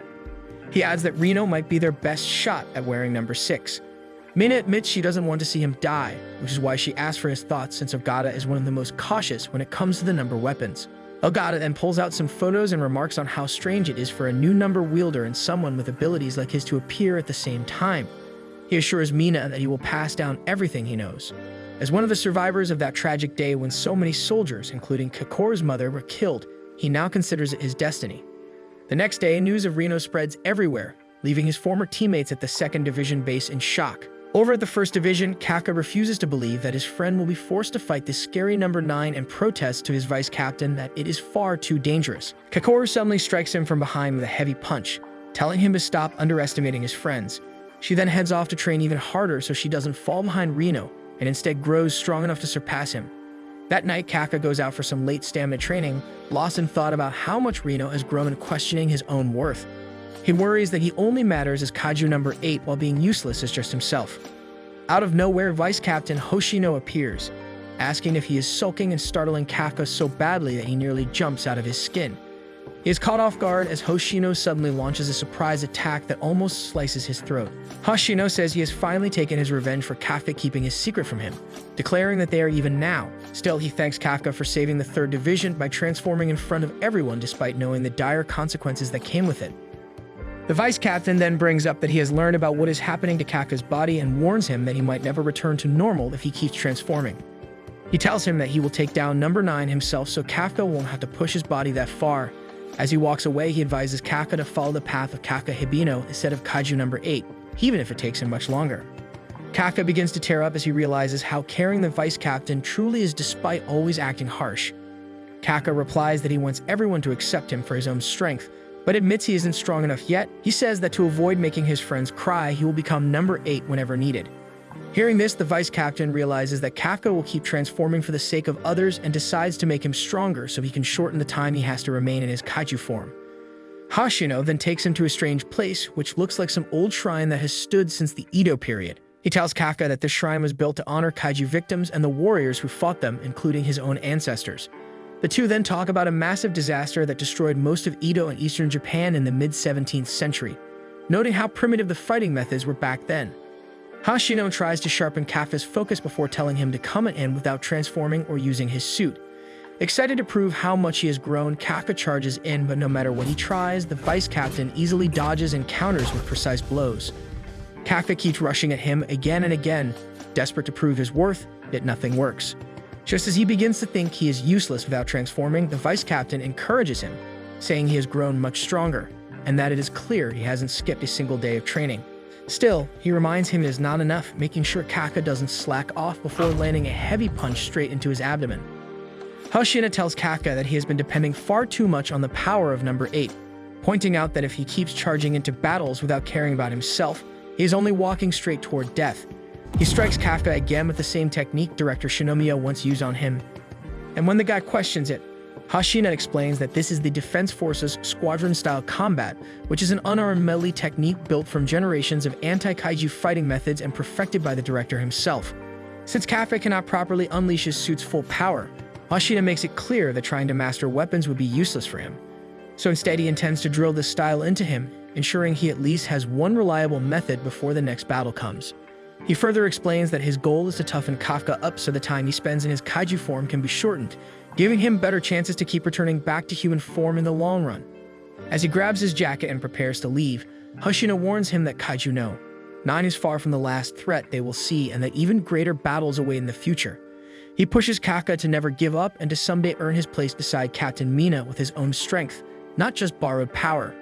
Kafka answers with a simple yes, but that makes the vice captain lose his composure, and in a burst of childish jealousy he pounces on Kafka, wrapping his hands around his neck and shouting that he can never take Mina away from him, almost choking him to death. Afterwards, Hoshina gets back up and tells Kafka to return with him since they need to make it back before the sun rises, and Kafka quietly follows while glancing at the part of his body that remains permanently transformed, bowing deep inside to level himself up no matter what. As they pass the old shrine, Kafka pauses for a moment to pay his respects and suddenly notices a samurai figure standing there staring straight at him with glowing red eyes that send a chill down his spine, but before he can clearly see who or what it is, Hoshina calls out to him. And in that instant, the mysterious figure vanishes without a trace. Kafka keeps wondering what it was he had just witnessed as he leaves alongside Hoshina. The next day, Kiji stands in front of an aquarium staring at the fish for a while before turning around to look at the director's picture. At the same time, somewhere far away, the late director Shinomiya is shown sinking slowly into a strange pool of water with his eyes wide open as he keeps thinking about how he is running out of time. Meanwhile, Kafka is going through some very intense leg training while Hoshino acts as his mentor and explains the basics of the squadron-style combat technique. He tells him how important the legs are for this style and begins teaching with 5 basic movements. Hoshino also reminds Kafka that he will be coming regularly twice a week to check on his progress. Kafka, however, pushes himself too hard in his very first training session and ends up with a sprained leg. As he screams out in pain, Kikoru shows up, mocking him by asking if he's trying to learn the squadron style only because he cannot use a weapon. Kafka shouts back at her, complaining about how difficult it is, but Kikoru answers more softly that she understands since her father also practiced it every single day. Hearing this motivates Kafka to try even harder, and Kikoru notices that he has gotten over the things that were worrying him. She tosses his phone to him and he is shocked to realize he has finally been given permission to use it again. As Kikoru walks away, she reminds him that he has not talked to anyone for a long time. When Kafka returns to his dorm room, he sits quietly staring at his phone and wonders what he should say, realizing that it has already been almost 2 months since he last saw his friends. Kafka begins to worry about what his friends must be thinking of him now that everyone knows he is number 8. Gathering a bit of courage, he powers on his phone only for it to instantly flood with notifications as over 500 unread messages pile up. He tries to convince himself to open them, but hesitates, with his mind filled with fears of reading words that call him a liar or worse, a kaiju who should stay away from everyone. The thoughts scare him until suddenly a call comes through, making him drop the phone from his hands. He sees that it is Reno, but in his nervousness, he accidentally hangs up. He decides to put away his cell phone for the day, yet another call comes in, this time from Iharu. Kafka picks it up only to hear Reno immediately scolding him for answering Iharu's call while ignoring his own. Kafka tries to explain, but Reno cuts him off, angrily demanding why he never contacted them in any other way for the past 2 months if his phone was confiscated. Kafka replies that he had no permission to do so and then asks if it was Kikoru, who managed to get their phones back. Hearing this, Reno admits how worried he had been about him the entire time, leaving Kafka with nothing more to say except an apology. Kafka finally admits his true feelings, confessing how terrified he was at the thought of no longer being allowed to remain in the 3rd Division and how afraid he felt that everyone would see him differently now that they knew he was number 8. Iharu stands up and acknowledges that they are indeed scared because his power is that of a kaiju, which makes Kafka sink into gloom, but Iharu quickly continues and says that this fear does not mean they dislike him. He argues that they have seen him risk his life for them and questions how they could ever think of him as anything other than one of their own after all that he has done. Hearing this, Kafka remembers Mina's words that no one in the 3rd Division considers him an enemy. Iharu then scolds Kafka for assuming they were so heartless, and Reno grabs the phone from him just to firmly tell Kafka to believe in every single one of them, reminding him of the promise he once made that he would return. Later, when Kikoru comes to fetch Kafka for afternoon training, she asks if he managed to talk with everyone. Kafka replies that Reno and Iharu called him stupid, and he admits it himself before breaking down and crying like a child. The scene shifts back to the general as he sinks deeper. He tries to resist something, but is already at his limit. He realizes that the kaiju have been growing at a much faster pace than expected. Soon after, some unique and strange kaiju start showing up everywhere. All of them look far too abnormal to be regular kaiju. The unresolved incidents pile up to 14 in total, and this gets the core team worried. Hashino argues that there is one thing in common, and that's that these kaiju disappear every time before the defense force can make it there. He shows them a humanoid kaiju that appeared in the middle of Shibuya. It wandered and looked around for 3 minutes before vanishing. The strange part was that it looked like Kikoru. He argues that these kaiju appeared to be more intelligent than traditional ones, and it looks like all of this is Number 9's doing. Kiji argues that they should be ready and asks Vice Captain Eiji for his update. The Vice Captain says that they have split up core government functions and prepared backup generators. Apart from that, he explains that they have strengthened city defense and also made room for early evacuations alongside underground shelters. They then discuss many government issues, such as asking for help from foreign governments and disabling the seal on the Number 1 suit, which is being optimized for Gen Narumi.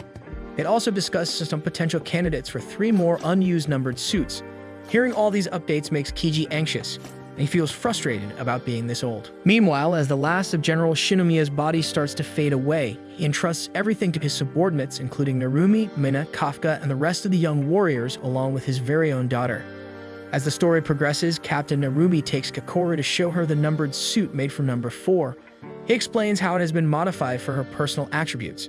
He reminds her about just how many people Number 4 murdered, mentioning that her own mother, Hikari, also fell victim to it. Kikoru vows to avenge her father as she accepts the numbered weapon. She calls out for her mother to help her, who died fighting this very kaiju from which the weapon was created. 3 months pass by after those strange, unresolved kaiju incidents. Suddenly, there's a strange absence of any kaiju at all. A girl whom Kafka once saved is seen drawing his picture. She tells her mother to stop worrying, as Mr. Kaiju will come and save them from Number 9 when it attacks. At the same time, at the Area Maritime 17th base, a researcher gets worried when the ground shakes. He thinks of it as an earthquake. His colleague tells him not to worry, as it is only Captain Narumi and Kikoru training with each other in the training room. Even Vice Captain Eiji does his best to train the rest of the army. Kafka also makes steady progress, and when he uses his newly learned technique, he feels proud because he sees how much he has improved. Hashino, however, tells him to hold the sack before he strikes, and Kafka ends up punching so hard that the sack and he are thrown flying together. Hashino then proudly points out how much he still has to learn. Afterwards, it is lunchtime and Kafka takes his meal up to the roof, planning to eat alone. He looks around and finds Captain Mina sitting there eating by herself. Bevin wants to join her. He stops himself as he realizes that her once friend is now the strongest female captain, but Mina calls him over and asks him to sit beside her. He sits in awkward silence and tries to break the silence as he mumbles that it has been a while since they last met. Mina notes how quiet everything feels and how calm life is now without kaiju. She admits, however, that she knows this may be only the calm before the storm. Mina says it feels like the kaiju might be gone for good, and this takes Kafka back to his memories of their promise to wipe them all out together. He smiles at the thought, but suddenly turns serious and calls her ma'am. Mina tells him it is fine and that he doesn't need to call her that since they are alone. They talk about how wonderful life would be without kaiju, and Mina reminds him of the day the alarms went off and he came rushing to her for safety. She admits it was kind of embarrassing for her, but Kafka argues that she was the vice captain of his imaginary division, and it was only natural for him, as her captain, to worry. She replies that he was always in the lead, smiling to make her feel better, even while he was scared himself.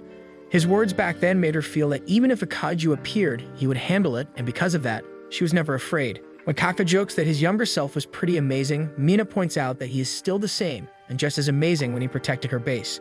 She then stands up and says that Hoshina told her about his decision. She adds that she has gotten stronger too, and does not want to hide behind his back anymore, making him realize he doesn't have to carry all the burden alone. She ends by reminding him of their little promise to eliminate all the kaiju together. Kafka forces a smile as he watches her leave, and once Mina disappears behind the door, she realizes her childhood friend is still the same, smiling even while carrying pain inside. The next day in Shinjuku, two men strolling around come across the kaiju that looks like Kikoru and mistake her for a human, casually asking if she wants to eat something. The kaiju transforms and instantly slaughters everyone nearby in a web-like pattern before letting out a loud scream to summon her allies. That's where this video ends. Remember to like and subscribe for the channel. Thanks for watching, and it'll see you next time.